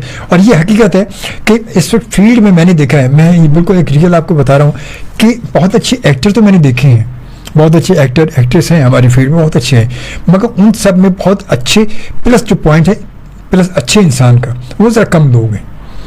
कि एक एक्टिंग तो एक अलग चीज़ है ना, जी। इंसानियत एक अलग चीज़ हाँ है जी। कि आप अब बहुत अच्छे एक्टर हैं, अब बहुत आपका एटीट्यूड क्या है बाहर जब लोगों में आप निकलते हैं, अब लोग देखें, लोग आपके फैंस हैं ना, वो आपको देख रहे हैं। अब मुलाकात अजमल शोबी के साथ FM 100 पाकिस्तान के कराची स्टेशन से एक बार फिर आपको खुशामदीद, अस्सलाम वालेकुम एंड अस्सलाम वालेकुम पाकिस्तान। और ये प्रोग्राम आप एवरी सैटरडे, जी हाँ, हर हफ्ते की सैबर 3 बजे से 5 बजे तक आप मेरे साथ ये प्रोग्राम देखते हैं, और कोशिश होती है कि कुछ अच्छी शख्सियत से आपकी मुलाकात कराई जाए। और इंशाल्लाह मेरी कोशिश ये भी है कि मैं कुछ नेक्स्ट वीक, हो सकता है कि नेक्स्ट सैटरडे को मैं आपकी मुलाकात जो है कुछ लाइसेंसिंग के हवाले से, मैं सोच रहा हूँ कि ड्राइविंग लाइसेंस के हवाले से कुछ आपकी मुलाकात कराई जाए, कुछ इंफॉर्मेशन ली जाए और दी जाए आपको, कि बहुत सारे लोग हमारे पता है ड्राइविंग लाइसेंस के हवाले से बड़े परेशान हैं कि क्योंकि वक्त के साथ साथ बहुत तब्दीली आ रही हैं, और ड्राइविंग लाइसेंस में क्या होगा, कैसे होगा, क्यों होगा, कब होगा। तो मैं सोचा तो इंशाल्लाह हो सकता है कि मैं आपके नेक्स्ट जो है सैटरडे को, अभी कंफर्म नहीं है, हो सकता है कि मैं मुलाकात कराऊँ आपकी ड्राइविंग लाइसेंस के डिपार्टमेंट के किसी भी एक बड़ी शख्सियत से आपकी मुलाकात कराऊंगा, उनसे बातचीत करेंगे, हो सकता है नेक्स्ट या उससे आगे, मगर जल्दी। मगर कोशिश ये होती है कि कुछ ऐसे लोगों को बुलाया जाए जिनसे हमारी कुछ, आप जिनको जानते भी हो, पहचानते भी हो, और उनके बारे में जानना चाहते भी हो। तो यही मकसद हमारा होता है। हमारे साथ मौजूद नौशाबा जावेद, माशाल्लाह बड़ी सीनियर जो टीवी आर्टिस्ट हैं, और बेशुमार ड्रामों में आप देखते होंगे, किसी भी चैनल को आप ट्यून करेंगे कहीं ना कहीं इनका कैरेक्टर चल रहा होगा। और अगर उसके अलावा भी आप ड्रामे देखना चाहें तो आप यूट्यूब पे यकीन देख सकते हैं, आप ड्रामे का नाम डालें या इनका नाम डालेंगे तो वैसे बहुत सारे ड्रामे, लंबी लिस्ट निकल आएगी, और लंबी कहानी, मेरे ख्याल 2011-12 से अगर कहानी चलेगी तो चलती आएगी वो, जो उसके बाद प्राइवेट प्रोडक्शन के ड्रामे शुरू किए उन्होंने। तो माशाल्लाह आजकल कौन सा ऑनसेट कौन सा ड्रामा है आजकल, क्या आप इस वक्त कुछ शूट चल जी, रही है? इस वक्त एक PTV से मेरा प्ले आ रहा है, उसमें चाहा था चांद, और इसके अलावा अभी एक ऑन एयर होना है, दर्द दिलों के। दर्द दिलों के, जी, लेकिन उसकी कोई कंफर्म डेट नहीं है, इसलिए नहीं बता सकते कि कब आ रहा है। हाँ वो तो सही बात है। जी। तो ये दोनों इसके जी, अलावा जी। ऑन सेट भी है, कुछ शूट भी है? नहीं, ये शूट अभी है इसकी, बाकी दर्द दिलों के अच्छा, दर्द दिलों कंप्लीट के। नहीं हुआ। तो कौन लेकिन कौन बाज़ औक़ात ऐसा होता है ना कि वो आप कर रहे होते हैं लेकिन साथ ही ऑन एयर हाँ, on air भी होता है, वो आदमी लेकिन को बाज़ दो चार- अपने उनकी कोई वजूहात होती है कि वो थोड़ा लेट करते हैं और कंप्लीट करके ही वो असल में ये होता है कि स्टॉक पूरा बना लेते हैं, हाँ जी। ताकि आगे, क्योंकि आजकल तो ड्रामे भी रोजाना चल रहे होते हैं ना। एग्जैक्टली, अब तो बहुत ज्यादा हो गया कि अब तो 50 एपिसोड हैं, 60 एपिसोड हैं, क्योंकि वो लगातार मुझसे दिखा के डेली खत्म होता है। करना है। हाँ, डेली जी। होता है, डेली। अब तो वो हो गया, पहले तो होता था वीकली एपिसोड हाँ आता है, जी। अभी भी कुछ ऐसे जो वीकली आते हैं, हाँ। वरना मैक्सिमम ज्यादातर जो अब तो ड्रामे रोजाना ही होते हैं, रोजाना की बुनियाद पर चल रहे होते हैं। अच्छा, रोजाना ही तो ड्रामे चल रहे हैं। रोजाना ही तो ड्रामे चल रहे हैं। देखिए ये भी तो कितनी बड़ी बात है, ये कितनी बड़ी बात है, बता रही हूँ मैं आपको। देखो कि रोजाना ड्रामे देख रहे हो, रोजाना ड्रामेबाजी हो रही है, जी। और कोई काम ही कोई नहीं है। अबे ड्रामे देखोगे, कोई और काम भी तो छोड़ दो भाई, ड्रामे। आप न्यूज रोजाना- चैनल पे देखें ड्रामे चल रहे हैं, हाँ, ये तो है, यही तो है। इतने बड़े बड़े ड्रामे चल रहे हैं। अच्छा, वैसे ये रोजाना ड्रामा, जो ड्रामेबाजी शुरू हो गई चैनल्स पे रोजाना, और अब तो क्या लोगों पर कोई और काम नहीं सिवाय ड्रामा देखने की? भाई पहले वीकली एपिसोड होते थे, वीकली से होता था कि बंदा एक हफ्ते अपने काम चल रहे, कुछ और चीजें हैं, इतने मसाइल हैं। सारे चैनल्स जब बने हैं तो जाहिर है कि उनको भरने के लिए, उस टाइम को कंप्लीट करने के लिए जो ड्यूरेशन है, उसके लिए आपको प्लेस दिखाने ही पड़ेंगे। लेकिन कुछ और प्रोग्राम्स भी हो सकते हैं ड्रामों के अलावा भी। अच्छा बताए, ड्रामों के अलावा आप देखें, आप इस वक्त चैनल्स पर हमारे बहुत सारी चीजों की कमी है। बच्चों के हवाले से कोई प्रोग्राम कहीं नहीं आ बिल्कुल, रहा बिल्कुल ना, सही अगर कहा। हाँ बिल्कुल, हालांकि होना चाहिए ना। मतलब पहले आप माजी में देंगे पाकिस्तान टेलीविजन, बच्चों के हवाले से बच्चों के ड्रामे सीरियल चलते थे, बिल्कुल सही। एनएफकाला जिन और दूसरे जिन और ये वो फलाना मुख्तलिफ बच्चों के, मगर आज बच्चों के हवाले से कोई ऐसा प्रोग्राम नहीं है, मगर कोई ऐसा ड्रामा नहीं है। इसके जवाब में भी शायद बास चैनल्स कहें कि हमारे तो चैनल दिखाते ही कार्टून है पूरा, हाँ। सुबह से लेकर रात तक दिखाते ही कार्टून है। लेकिन ये कि हाँ मतलब हर चैनल पे मतलब एक टाइम होना चाहिए। भाई वो कार्टून एक अलग चीज है ना, बात है कि आप वो तो कार्टून आपने बने बने कार्टून लिए और आपने दिखा दिए, वो तो सारे कार्टून बैठे जो कार्टून दिखा रहे हैं, कार्टून बैठ के कार्टून दिखा रहे हैं ना, बैठे उन्हें कोई काम ही कोई नहीं है भाई। तो कुछ अपने बच्चों के लिए बनाए, कुछ अपनी कुछ माशरती ऐसी स्टोरियों को लेकर बनाए बच्चों के हवाले से, जिसमें बच्चों में इंटरेस्ट भी हो, बच्चों के लिए कोई सबक भी हो, कोई बच्चों के लिए लेसन हो, उसमें कुछ आप सिखा रहे हो बच्चों को। बिल्कुल। तो ये हमारे मेरे ख्याल में पीटीवी पे अभी भी कुछ ऐसे प्रोग्राम्स हैं, ऐसा स्लॉट रखा हुआ है उन्होंने बच्चों के लिए, लेकिन बाकी चैनल्स पे होना चाहिए, क्योंकि पीटीवी को अब शायद मैं गलत नहीं कहूँ तो बहुत कम लोग देख, बहुत कम लोग, बहुत ऑडियंस बट गई है, इधर उधर चली गई है, तो इसलिए हर चैनल पे मेरे ख्याल में होना चाहिए बच्चों के लिए कुछ मालूमाती, कुछ गेम्स, कुछ मज़ेदार, कुछ जो हम लोग देखा करते थे। वो अब बच्चे टीवी पे क्या देख रहे होते हैं, वो अपने नेट पे कुछ ना कुछ अलग देख रहे होते हैं, क्योंकि टीवी पे कुछ है ही नहीं ना जी। तो क्या करेंगे तो जब वो टीवी उनको वहां से हटाने के लिए, नेट से हटाने के लिए कि आप अगर टीवी पे कुछ लेके आएंगे तो बच्चे वहां से हट के टीवी की तरफ आएंगे, चाहे वो यूट्यूब पे भी देखेंगे, मगर कम से कम उनका इंटरेस्ट बढ़ेगा अपने प्रोग्रामों को देखने के लिए। जब हमारे कुछ है ही नहीं तो वो बड़ों के ड्रामे बच्चे कहाँ देखेंगे, बच्चे तो बैठ के फिर वही कार्टून देख रहे हैं, नेट पे बैठ के उन्हें बैठ के अब कोई तो चीज लेकर आए कम से कम। फिर कहते हैं कि यार हमारे पास तो कोई है ही नहीं। अब वो बात है कि हमारे यहाँ तो मसला हो गया वही कि स्पॉन्सर का होता है। अब वो हमारे तमाम लोग जो है वो कहते हैं यार अब कोई ऐसा कोई चीज़ लेके चले जाओ तो वो कहते हैं नहीं यार ये बेकार है, ये कोई ऐसा एजुकेशनली कोई ऐसा प्रोग्राम हमारे यहाँ नहीं है कि जो हमारे नई जनरेशन बच्चों के लिए कोई फायदेमंद हो, कोई ऐसा प्रोग्राम नहीं है। कैरेक्टर बिल्डिंग के लिए कुछ होना चाहिए, कोई कैरियर काउंसलिंग के हवाले का प्रोग्राम नहीं है, कुछ नहीं है हमारे यहाँ सिवाय ड्रामों के, और कोई प्रोग्राम नहीं है सिवाय ड्रामों के। ड्रामे पर ड्रामे ड्रामे ड्रामे, सुबह दोपहर शाम वो ड्रामे रिपीट हो रहे हैं, चल रहे हैं। दिन में 3 बार ड्रामे चलते हैं रिपीट हो के, सुबह को अलग रिपीट हो रहा है, शाम को फिर होता है, फिर रात को नया एपिसोड आ जाता है, फिर वो 3 बार चलता है। तो कुछ है ही नहीं। अबे कुछ बनाओगे तो कुछ आएगा। कुछ कहानी, हमारे कहानी की बात हम कर रहे थे पहले कहानी के हवाले से कि कंटेंट हमारा इतना वीक हो चुका है, इतना वीक हो चुका है कि अब कुछ भी नहीं है। अब लोग देखते हैं, ड्रामा देखते हैं तो उसका एंड बता देते हैं यहाँ यार आखिर में यही होगा, इस पर होगा क्या, ये होता नहीं होता। आप खुद भी काम करते हैं, आप देखती होंगी। तो ये ऐसा क्यों, मतलब कोई यहाँ पर बोलने वाला नहीं है, या हमारे आर्टिस्ट जो वो कुछ हमारे माम नहीं बोलते या इस वजह से नहीं बोलते यार हम बोलेंगे हमारे बोलने से क्या होगा, वरना कहेंगे छोड़ दो आप, क्या मसला है, क्यों कंटेंट को सॉन्ग क्यों नहीं बनाया जा रहा है कंटेंट को? मेरे ख्याल में क्योंकि आपके एक बंदे के बोलने से या 2 बंदे के बोलने से कुछ नहीं होना है, ये पूरा सिस्टम चेंज करने की शायद ज़रूरत है, और वो उसके लिए हर एक को अपना अपना पार्ट प्ले करना है। अब जो कंटेंट वाला जो डिपार्टमेंट होता है उसमें अगर आप जाके देखें तो वो ऐसे बंदे ही नहीं है, वो नए नए बच्चे आए हैं जिन्होंने खुद इतना पढ़ा नहीं है कि क्या कहानियाँ हो या कैसे स्क्रिप्ट हो, वो भी सीख रहे होते हैं। बाज़ औक़ात के कोई अच्छा राइटर का लेके आया है अपना स्क्रिप्ट और आपने स्टार्ट कर दिया है, लेकिन अभी वो कंप्लीट हुआ नहीं था और आपने बीच में से उनको इस तरह से नाराज़ किया कि वो छोड़ के चले गए, तो वो स्क्रिप्ट उठा के इसको दे दिया जाता है कि चलो बेटा आज से तुमने स्टार्ट कर देना है। तो वो कहानी कैसे ही पहुंच जाती है, किस तरह की बदल जाती है, आपको नहीं पता कि वो क्या बन जाएगा। ये तो हकीकत हमारे यहाँ वही है, ये आपने बिल्कुल सही कहा कि वो ड्रामा अच्छा खासा चल रहा है, कुछ मसला हुआ, डायरेक्टर छोड़ के चले गए तो एडी को दे दिए बेटे तुम कर लो इसको, वो एडी डायरेक्टर बन गया वहाँ पर। अच्छा फिर एडी फिर भी क्योंकि उसी लाइन का है वो शायद कुछ उससे सीख ही रहा है, लेकिन राइटर तो बाज़ औक़ात बिल्कुल ऐसे नए आजमूदा, कहते हैं नो आजमूदा गलबन उस लफ्ज़ होता है, यानी वो सीख रहा है अभी उसको, बल्कि सीख भी उसी स्क्रिप्ट पे लिख के ही सीखता है।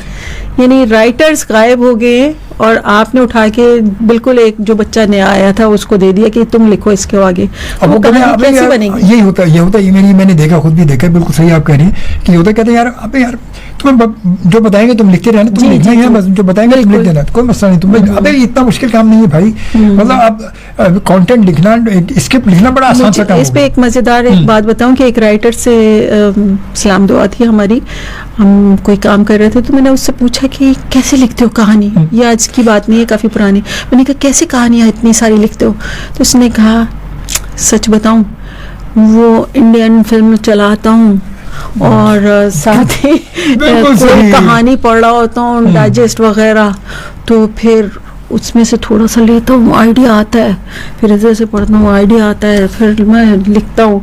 और बाज़ औक़ात ये भी है कि वो लेके आते हैं ना राइटर्स नए नए, तो जो समझ आ रही होती है, अब तो इतनी समझ आ गई, यूं करो ना तो समझ आ जाती है, तो वो उठा के ना ऐसे बस रख लेते हैं, नीचे अपने बास्केट में रखते जाते हैं, बाद में उसमें से भी देख लेते हैं। अब बेचारा कितना सच्चा राइटर था जिसने ये सारी कहानी मुझे सुनाई, अभी भी वाकई बड़ी सही बात की।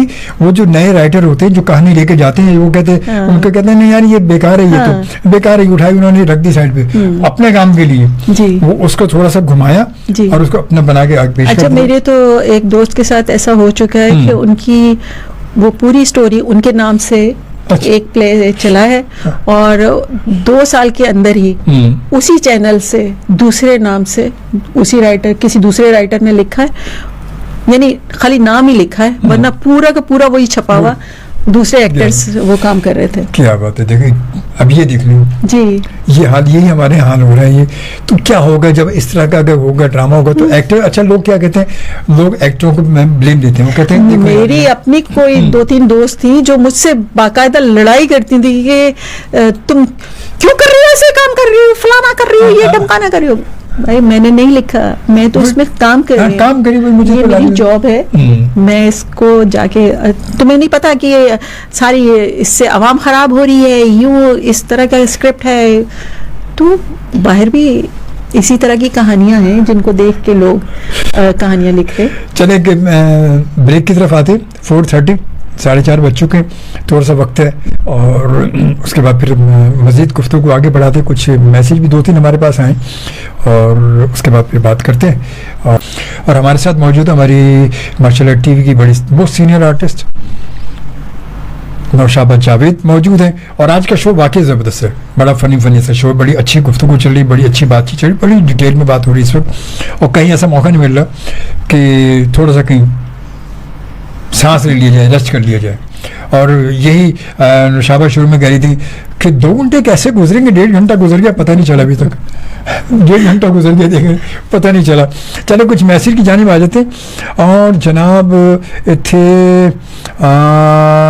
कमल दानियाल, अच्छा ये तो मैसेज है, और ये मैसेज हमें मिशाल ने भेजा है कि दादा you are looking beautiful from Mishal. क्या बात है भाई, हाय देख ले पोती माशाल्लाह देख रही, कह रही दादो बड़ी ब्यूटीफुल लग रही है भाई। और इसके बाद फिर जनाब नाइल says we are all listening to your show, it's so much fun. Thank you very much, आपका आपकी पूरी फैमिली का बहुत बहुत शुक्रिया। और बेटा आप आज जो है वो वाकई ये फनी शो हमारी फनी गेस्ट की वजह से हो गया ये आपकी दादो हैं, और वाकई फनी दादो हैं, ये फनी दादो। आप तो लग रहा है कि जैसे हम कोई कार्टून शो कर रहे हैं। कार्टून शो ऐसे ही लग रहा है, बिल्कुल ऐसे लग रहा है कि हम लोग कार्टून शो कर रहे हैं, और वो कार्टून बोलने वाले कार्टून जो होते हैं, मतलब रियल नेचुरल कार्टून जो होते हैं। अच्छा रियल लाइफ में इंसान कार्टून ही तो है, कहीं हंस रहा होता है, कहीं उछल रहा होता है, कहीं कूद रहा होता है। हम अपने कहते हैं जब हम अपने बच्चों के साथ बैठते हैं तो हम बच्चों की तरह हरकतें करने लगते हैं, बिल्कुल, तो वो हमारे अंदर का बच्चा निकल कर आता है ना। वो बात क्या है कि वो जब एक बचपन से बचपन मैच होता है ना, तो फिर इंसान वो हरकत करने लगता है, वो कि अंदर का बच्चा, वो हम अपने बचपन में आ जाते हैं। तो बच्चों के साथ फिर वो बच्चों के साथ कहते हैं आवाजें बना के उनके साथ उठना बैठना और कूदना, तो यकीन यही होता है कि हम बच्चे वो अपना बचपन याद दे रहे हैं, तो ये अच्छा होता है और होना भी चाहिए ये साथ साथ बच्चों के साथ। खैर बरा उसके बाद भी मैसेज है, जनाब उमैर अली का मैसेज है, कहते हैं सलाम वालेकुम सलाम भी, हस्बैंड की तरफ से आपको कितना सपोर्ट मिला है? बड़ा अच्छा सवाल है जी, मौका में खुश हुआ। नहीं, अगर उनका सपोर्ट नहीं होता तो शायद टीवी पे जो पहला प्रोग्राम किया है नीलाम घर, वही ना होता। इब्तिदाई ना होती तो इंतहा कहाँ से होती? हाँ इब्तिदाई ना होती, बिल्कुल सही, बहुत अच्छी बात की आपने।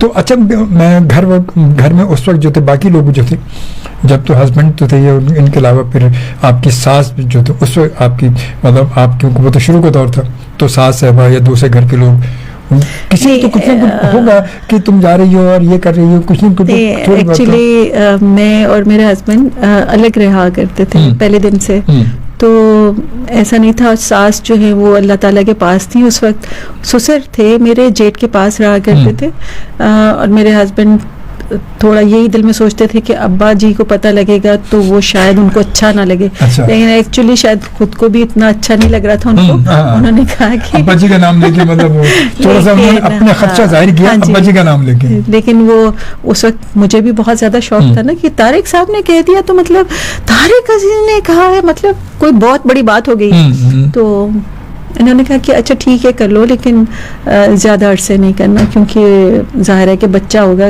बच्चा है हमारा और घर है तो वो सब नेग्लेक्ट होगा।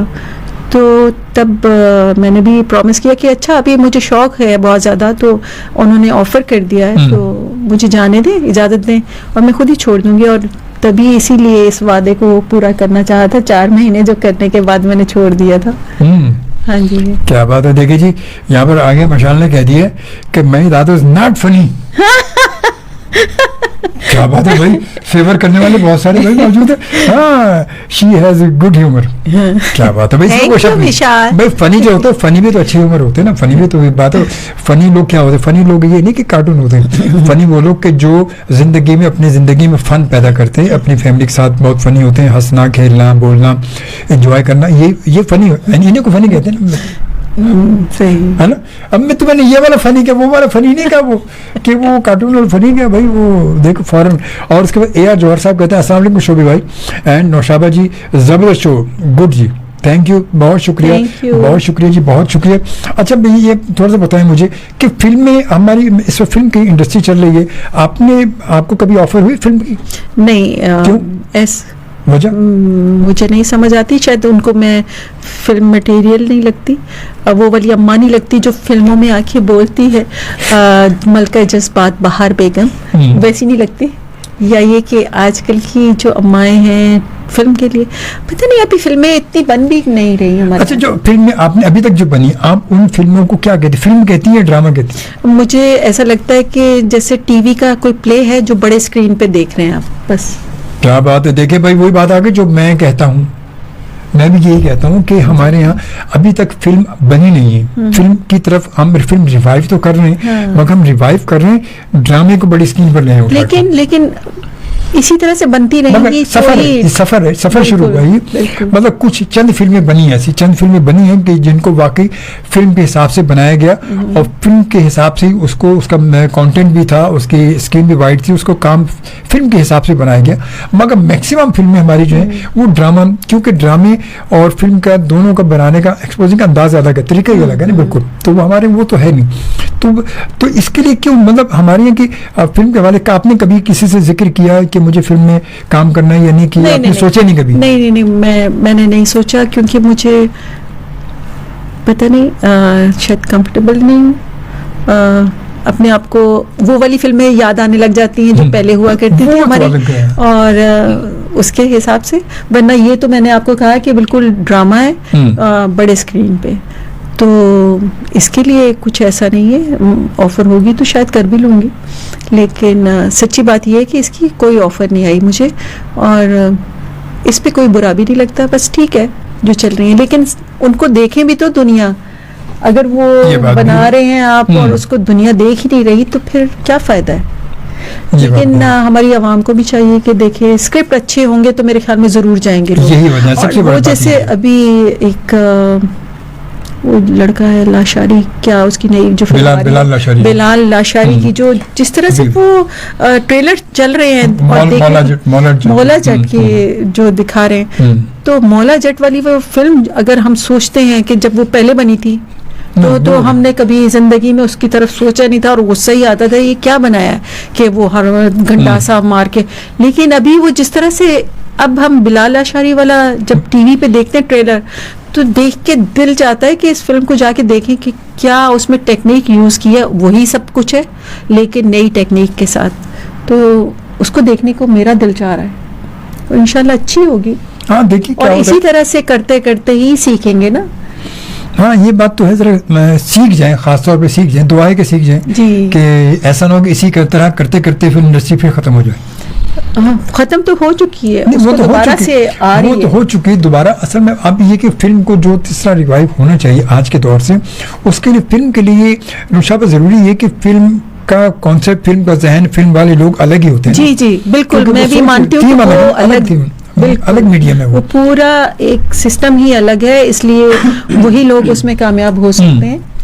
लेकिन जो नए आने वाले हैं तो जाहिर है कि वो अब पढ़ के आ रहे हैं, तो उनको भी वो टेक्निक्स आ तो गई हैं, बस थोड़ा सा हौसला करके अगर हम उन्हें मौका दें और जाके इन फिल्मों को देखें भी तो ऑडियंस आएगी, तो क्यों नहीं देखे, अच्छी बनने भी शुरू हो जाएंगी इंशाल्लाह। हाँ बिल्कुल, ये तो है कि कंटेंट पे अगर ध्यान देंगे तो शायद कुछ होगा, क्योंकि हमारे यहाँ लोग, वही बात है, जब मैं अमूमन लोगों से बात करता हूँ, मैं हमारे प्रोग्राम में कभी लोगों से बात होती है तो लोग ये कहते हैं कि उसमें कोई कहानी कुछ नहीं है। देखते अगर वो हम अगर यूट्यूब पे भी देखते हो, कहानी फिल्म देख रहे हैं, कभी देख रहे हैं तो कहानी कुछ होती नहीं, कहानी कुछ हो तो देखें जाके, मतलब वो बंदा जाता है।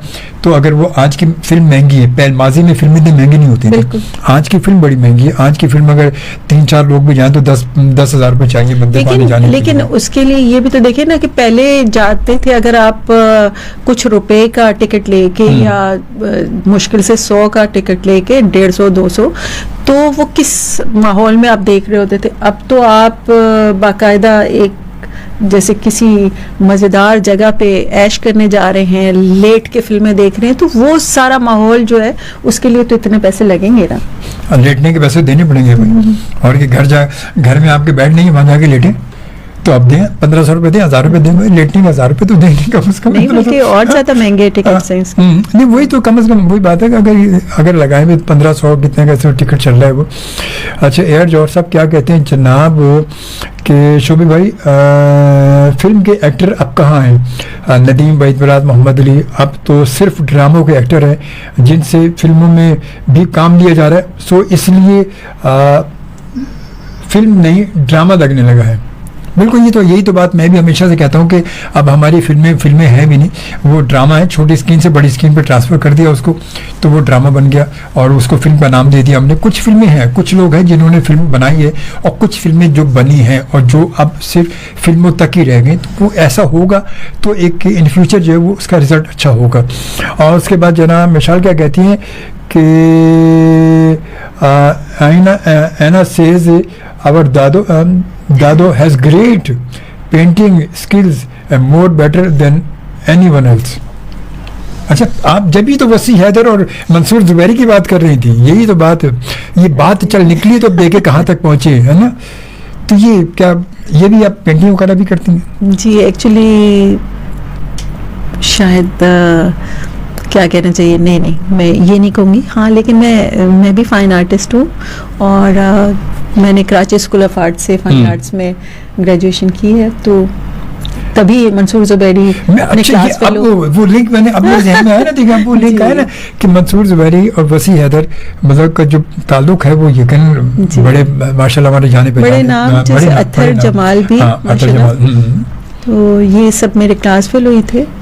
और उन्होंने कैरियर ज़ाहिर है अपना बना लिया, मैं शादी करके अपने बच्चों को पालने में लगी और उसके बाद एक्टिंग की तरफ आ गई। तो एक्टिंग में अभी होते भी आप अगर दोबारा चाहें तो मैं कर सकती हैं? करती हूँ, कभी कभार करती हूँ, कुछ अरसे पहले तक तो बल्कि कमर्शियल जैसे क्लाइंट्स अपने ऑर्डर देते रहे हैं तो उनके लिए भी बना के दिया है, और अभी वैसे दोस्तों को बना के कभी कभार दे देते हैं, शौक किया।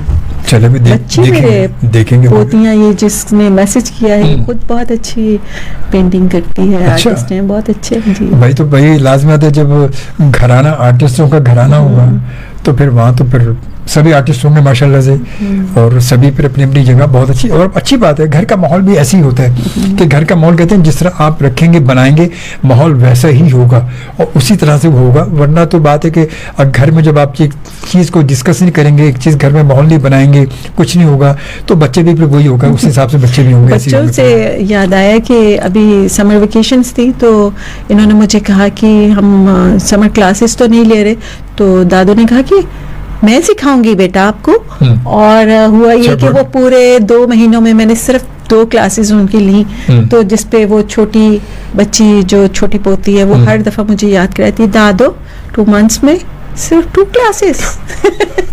क्या बात है, जबरदस्त, 2 मंथ में सिर्फ 2 क्लासेस सिर्फ। कहना मेरी क्लासेस बड़ी महंगी हुई, तो एक क्लास भी बड़ी बहुत है, बहुत है, 1 महीने की एक क्लास बहुत है, जबरदस्त भाई, अच्छी बात है, बहुत अच्छी बात। और ये प्रोग्राम के मैंने लास्ट ब्रेक थी, और अभी AR जौहर साहब औरंगी टाउन से हमें मैसेज कर रहे हैं, कहते हैं शोभी भाई औरंगी टाउन में बारिश हो रही है। देखिए ये बारिश शुरू हो वैसे गई है। कुदरत की बस देखिए। देख के हैरानगी होती है, कुदरत जो कुछ दिखाती है।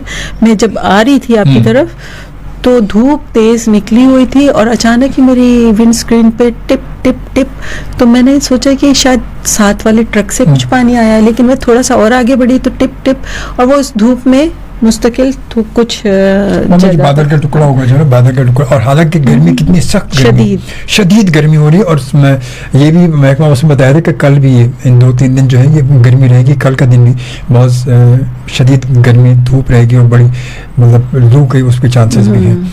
तो उसके बावजूद ये कुदरत का निज़ाम है, कुदरत है, बस क्या कह सकते हैं। शीज़ा जावेद ने हमें ज्वाइन किया, मामा and all rounder. Sheeza Javed आपकी बेटी है और जनाब वेरी टैलेंटेड माशाल्लाह, she is my biggest support, good माशाल्लाह। I would describe her as a strong, kind hearted and selfless, माशाल्लाह भी ज़बरदस्त है। और जब वही बात है कि इसमें होना भी चाहिए, ये मैं बच्चों को सिखा के आई थी कि बेटा तुम लोग ना ऐसे मैसेजेस करना, मेरी तारीफ के कि मैं क्या चीज़ हूँ। मतलब आपने मुझे लगता है सुबह से ये क्लास ली, सुबह से क्लास ली, बैठा के बेटा सब बैठे हो। नहीं, मैं एक्चुअली शर्म आ रही है, मैसेजेस आ रहे हैं जो कि अपनी फैमिली तारीफें कर रही है, तो ऐसे ही लग रहा है कि जैसे मैं पटियां पढ़ा के आई थी। बेटा मैं जूं ही जाऊंगी ना, आप बड़ी सच्ची खातून है, बड़ी सच्ची खातून है, आप बता भी रही है ना तो। बिल्कुल मैं कह रही हूँ, यानी मुझे ऐसे लग रहा है कि जैसे मैं पटियां पढ़ा के बेटा ऐसे जूही में जाऊँ, फौरन मैसेजेस करना, ऐसा ना हो कि मैं पीछे रह जाऊँ। नहीं भाई, इसमें कोई शक नहीं है माशाल्लाह, और ये बहुत अच्छी खातून है माशाल्लाह, इसमें कोई शक नहीं है। और बच्चे यकीनन बच्चे देख रहे हैं, बच्चों को अच्छा लग रहा है तो वो अपनी फीलिंग का इजहार तो कर रहे हैं, और करना भी चाहिए, अच्छी बात होना चाहिए बिल्कुल। यकीनन जो है वो कहते हैं, आप खुद भी इस प्रोग्राम देख रहे हैं, गुफ्तगू आप सुन भी रहे हैं, और यकीनन फेस रीडिंग से भी आपको अंदाज़ा होगा, अंदाज़ गुफ्तगू से भी अंदाज़ा होगा कि सामने वाला कैसा है। ये अब ज़िंदगी गुजर गई बहुत सारे लोगों की, वो तो कहते हैं फेस रीडिंग से अंदाज़ा लगा लेते हैं ये कौन क्या होगा, तो इसमें कोई शक नहीं माशाल्लाह, और ये मुँह देखी बात नहीं है। तो बहरहाल अच्छा, ये अब इसके बाद अब थोड़ी सी बात ये आती कि आपके हस्बैंड जो है वो क्या करते? रिटायर्ड गवर्नमेंट ऑफिसर, रिटायर्ड तो जी, एक्सपोर्ट प्रोसेसिंग जोन में हुआ करते थे, जनरल मैनेजर। अच्छा, तो आजकल घर पे आराम करते हैं? जी। मतलब आप बाहर होती हैं, वो घर पे सपोर्ट करते हैं? हाँ जी बिल्कुल, माशाल्लाह माशाल्लाह, गुड। तो अच्छा, उसके अलावा अब इन फ्यूचर आपकी क्या इस वक्त जहन में, क्या आपकी प्लानिंग क्या है? मतलब ये टीवी ऐसे ही चलता रहेगा, ऐसे ड्रामे करते रहेंगे, ड्रामेबाजी चलती रहेगी, ऐसी चलती रहेगी? सच्ची बात है कि बिल्कुल नहीं सोचा। बाज़ औक़ात अब कभी कभार ख्याल आता है कि नहीं, अब नहीं। फिर उसके बाद कोई ऑफर आती है तो कहते हैं व्हाई नॉट, चलो कर लेते हैं। तो इस पे कुछ नहीं सोचा, क्योंकि जिंदगी ऐसी होती है, मेरे ख्याल में इतना प्लान करके नहीं चलना चाहिए। थोड़ी सी प्लानिंग ज़रूरी है, लेकिन इतनी ज़्यादा नहीं। नहीं, वो तो ज़रूरी है कि मतलब थोड़ी बहुत प्लानिंग, इंसान कुछ ना कुछ तो प्लान करके सोचता है कि मुझे क्या करना है, क्या नहीं करना, या इन फ्यूचर मेरी क्या प्लानिंग होगी। बहुत लंबी नहीं, हम मतलब वही तो कहते हैं ना कि वैसे तो हमें पल का पता नहीं है, बिल्कुल हमें पल की खबर नहीं, तो हम कल की क्या खबर रखेंगे जब हमें पल का पता नहीं। हमें ये नहीं पता कि मैं जो इस वक्त आपसे बात कर रहा हूँ, मेरे मुंह से ये जुमला पूरा होगा या नहीं होगा, मुझे इसका नहीं पता। ये सिर्फ रब जानता है, वही उसकी ज़ात जानती है कि उसने कितनी सांसें हमें दी हुई हैं और कितनी ज़िंदगी दी, सिर्फ उसको पता है। मगर फिर भी अपने रब से अच्छी उम्मीद रखते हुए हम अपनी प्लानिंग हम करते ज़रूर हैं कि हमें क्या करना है, हम ये करेंगे, ये करेंगे। बाकी रब से दुआ करते हैं कि वो यकीन हमारी ज़िंदगी देगा तो हम इसको मुकम्मल भी कर लें। ये जिंदगी का हिस्सा, ये चला आ रहा है अज़ल से अब तक, ये ऐसे ही चल रहा है, और इसी उम्मीद पे, रब से उम्मीद पे सारी चीज़ें चल रही होती हैं। तो इन फ्यूचर कभी आपने ये भी सोचा कि कि कुछ अपना भी कुछ प्रोडक्शन बना ली जाए? नहीं, बिल्कुल भी नहीं, यहाँ तक नहीं पहुंचे? नहीं, मैंने इस तरफ सोचा ही नहीं है। कई दफ़ा भाई ने जैसे मुझे कहा कि मैं कुछ ये एक्टिंग की जो क्लासेस होती हैं कि वो दे दें, ड्राइंग पेंटिंग की दे दें। नहीं, बिल्कुल नहीं। जो चीज़ मैं जितना कर सकती हूँ, मुझे लगता है कि इजीली मैं कर सकती हूँ, और उसको मैं करती हूँ, उससे ज़्यादा नहीं सोचा। नहीं तो मतलब पेंटिंग के हवाले से भी माशाल्लाह पेंटिंग अपनी के सीनियर हवाले हैं। से हाँ बच्चों को सिखा सकती हूँ, छोटे बच्चों को, लेकिन ये कि क्योंकि अपने आप को फोर्स नहीं करना चाहती उसके लिए। हाँ वो फिर ये मैं कोशिश बड़ी है। इस चीज में मेरे ख्याल में मुझे लगता है कि मूडी हूँ, इसलिए वो जो बच्चों ने कहा ना कि दादो 2 months में सिर्फ 2 classes, तो वो मूड के ऊपर है। तो कभी कभी आपका ये जहन हुआ, कोई कहानी आपके जहन में कभी आपने शेयर किया हो किसी राइटर से कि ये मेरे जहन में कहानी आ रही है? जी। ऐसा कभी कुछ? जी, वो हमारे एक डायरेक्टर हैं जो अल्लाह उन्हें जन्नत बख्शे, सैयद आतिफ हुसैन, बहुत प्यारा दोस्त था मेरा, वो बहुत प्यारा दोस्त था। उनके साथ ऐसी कुछ बॉन्डिंग हो गई थी मेरी कि उनसे हर बात कर लेती थी, तो उनके सामने 2-4 दफ़ा 2-4 कैरेक्टर्स की नकल उतार के सुनाई कि जो असल ज़िंदगी में मैंने देखे थे अपने नेबर्स, कि मैं ऐसी कभी ना कोई मुझे चांस देना, मैं ऐसी एक्टिंग करना चाहती हूँ। मसलन हाँ है नशाबा, हाँ तो उसकी ना पत्थर मार के टांग तोड़ दे तू। तो उसने कहा कि व्हाई नॉट, जरूर। और मैं तो भूल गई कह के, लेकिन उसने याद रखा और उसने कहा कि तुमने करना। फिर मैंने किसी एक बुढ़ी खातून की नकल उतार के सुनाई थी कि इस तरह का मैं कुछ करना क्या कह रही है, कब से कम बस समझ ही नहीं आता है, हाथ काट के ले जाएंगे तुम्हारा। तो क्या बात है। तो आतिफ हुसैन को मैंने 2-1 दफ़ा कहा कि ये इस तरह की रियल लाइफ स्टोरीज कि मैं चाहती हूँ कि इसके ऊपर कोई स्क्रिप्ट हो। तो वो कहते थे कि क्यों नहीं, लेकिन अल्लाह ने उन्हें भी मौका नहीं दिया और मुझे भी नहीं दिया कि मैं आगे उनसे ये करवा सकती। लेकिन इससे अलावा आतिफ बहुत अच्छा, अल्लाह उसकी मग़फ़िरत करे, बहुत नाइस पर्सन था और मेरा बड़ा जो समझ लेता उसको ना, वो जिसकी समझ में आ जाए, मुझे लगता है कि उसको शायद इतना लोगों ने समझा नहीं। बहुत अच्छा इंसान। जब उसके बाल थे मेरी उस वक्त से दोस्ती थी। अच्छा जबरदस्त। बहुत पहले से माशाल्लाह, बहुत पहले। और उसका अपना यहाँ तारिक रोड पे उसका ऑफिस रहमान मस्जिद की गली में था, यहाँ पर ही हम लोग बैठते थे जाते थे, बड़े मुलाकात, अल्लाह मग़फ़िरत करे। बस वही बात है, ज़िंदगी के क्या पता है, कुछ पता नहीं। इंसान कहते हैं कब कहाँ किस वक्त ये चैप्टर क्लोज हो जाए पता ही नहीं चलेगा, क्या पता चलता, कुछ पता नहीं चलता। बेपनाह लोग हमारे, बेपनाह फनकार, बेपनाह अच्छे शख्स, 4 लेजेंड्स हमारे जो हमसे जुदा हो गए। और ज़िंदगी का क्या पता, ज़िंदगी कहते हैं बस ज़िंदगी तो यही है, 4 दिन की ज़िंदगी है। अब वो 4 दिन में कितने दिन हमारे गुजर गए अब पता नहीं, वो आखिरी 1 दिन बचा कि 2 दिन बचा, कुछ नहीं पता। वो 1 दिन कितना बड़ा होगा ये नहीं पता। तो बस ये कि कोशिश करेंगे अपने आप को बेहतर बनाएं, अपने आप को बेहतर बनाएं और अपने आप को दूसरों के सामने बेहतर बनाने की कोशिश करें, और कोशिश करें कि लोग आपसे खुश हों, ना कि नाराज हों। बिल्कुल सही, होना ये चाहिए ना। यही मैं आखिर में एक छोटी सी रिक्वेस्ट करना चाहती हूँ अपने सुनने वालों के लिए कि बराए करम ज़िंदगी में पता नहीं हमारे पास कितना वक्त बाकी है। सैलाब इस वक्त हमारे मुल्क में बहुत तबाही लेके आ चुका है, तो थोड़ा थोड़ा करके कुछ जमा कीजिए और उनकी मदद करें, और ऐसे इदारों को ढूंढें, ऐसे लोगों को देखें कि जो मुखलिस हैं, जिनका नाम है, उनकी हेल्प करें और अपने उन बहन भाइयों को थोड़ा इस मुश्किल वक्त में साथ देते।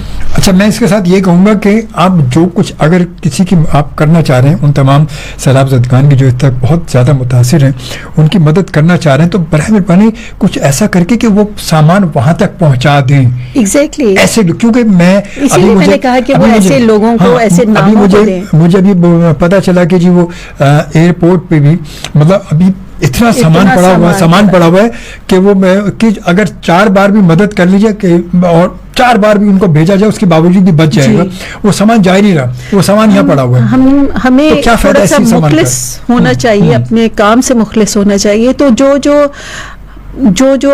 लोग वहाँ तक हैं, अरबाब इक़्तिदार, वो बराए करम अगर सच्चे दिल से ये काम आगे करते रहें, क्योंकि अवाम तो कर रही है, मदद कर रही है। नहीं, अवाम तो अपनी जगह कर रही है, बात है कि जो अब वो वहां तक पहुंचाने वाले जो हैं वो अब शायद पता नहीं अपनी वो एफर्ट नहीं कर रहे कि उसको तो ऐसे कुछ नाम है, जैसे ईदी का नाम है, छीपा का नाम है, अगर जमात इस्लामी का नाम है, अल-खिदमत है, अल-मुस्तफा वाले, मेरी अल-मुस्तफा वालों से बात हुई वाले है कि वो वहाँ तक आपकी पहुंचे अपनी भी। कोई पार्टी है जिससे आपकी हमदर्दियां वाबस्ता हैं, तो चाहे वो पीपल्स पार्टी है, चाहे वो कोई भी हो। PTI, हाँ। ये नहीं, वो हैं तो आपके अपने मुल्क के बड़े नाम, तो उनकी मदद करें ताकि वो आगे लेके जाएं, और अगर वो नहीं करते तो उनको याद रखें और उनकी आइंदा कभी मदद ना करें। वो जरूरी है। अब ये कि इतना आप सब लोग, मतलब लोगों ने अपने घर का सामान तक निकाल के रख दिया। Exactly. अब वो, मगर वो पहुंचा नहीं, वो रास्ते में पड़ा हुआ है। लेकिन तबाही भी होगा? बहुत ज्यादा हुई है कि बेशुमार, हमारे जानने वाले ये बहुत बताते हैं जो पहुंचे हैं वहां तक कि वहाँ इतनी तबाही है कि आप पहुंच भी नहीं पा रहे, आपको उसके लिए बहुत ज्यादा वसाइल चाहिए।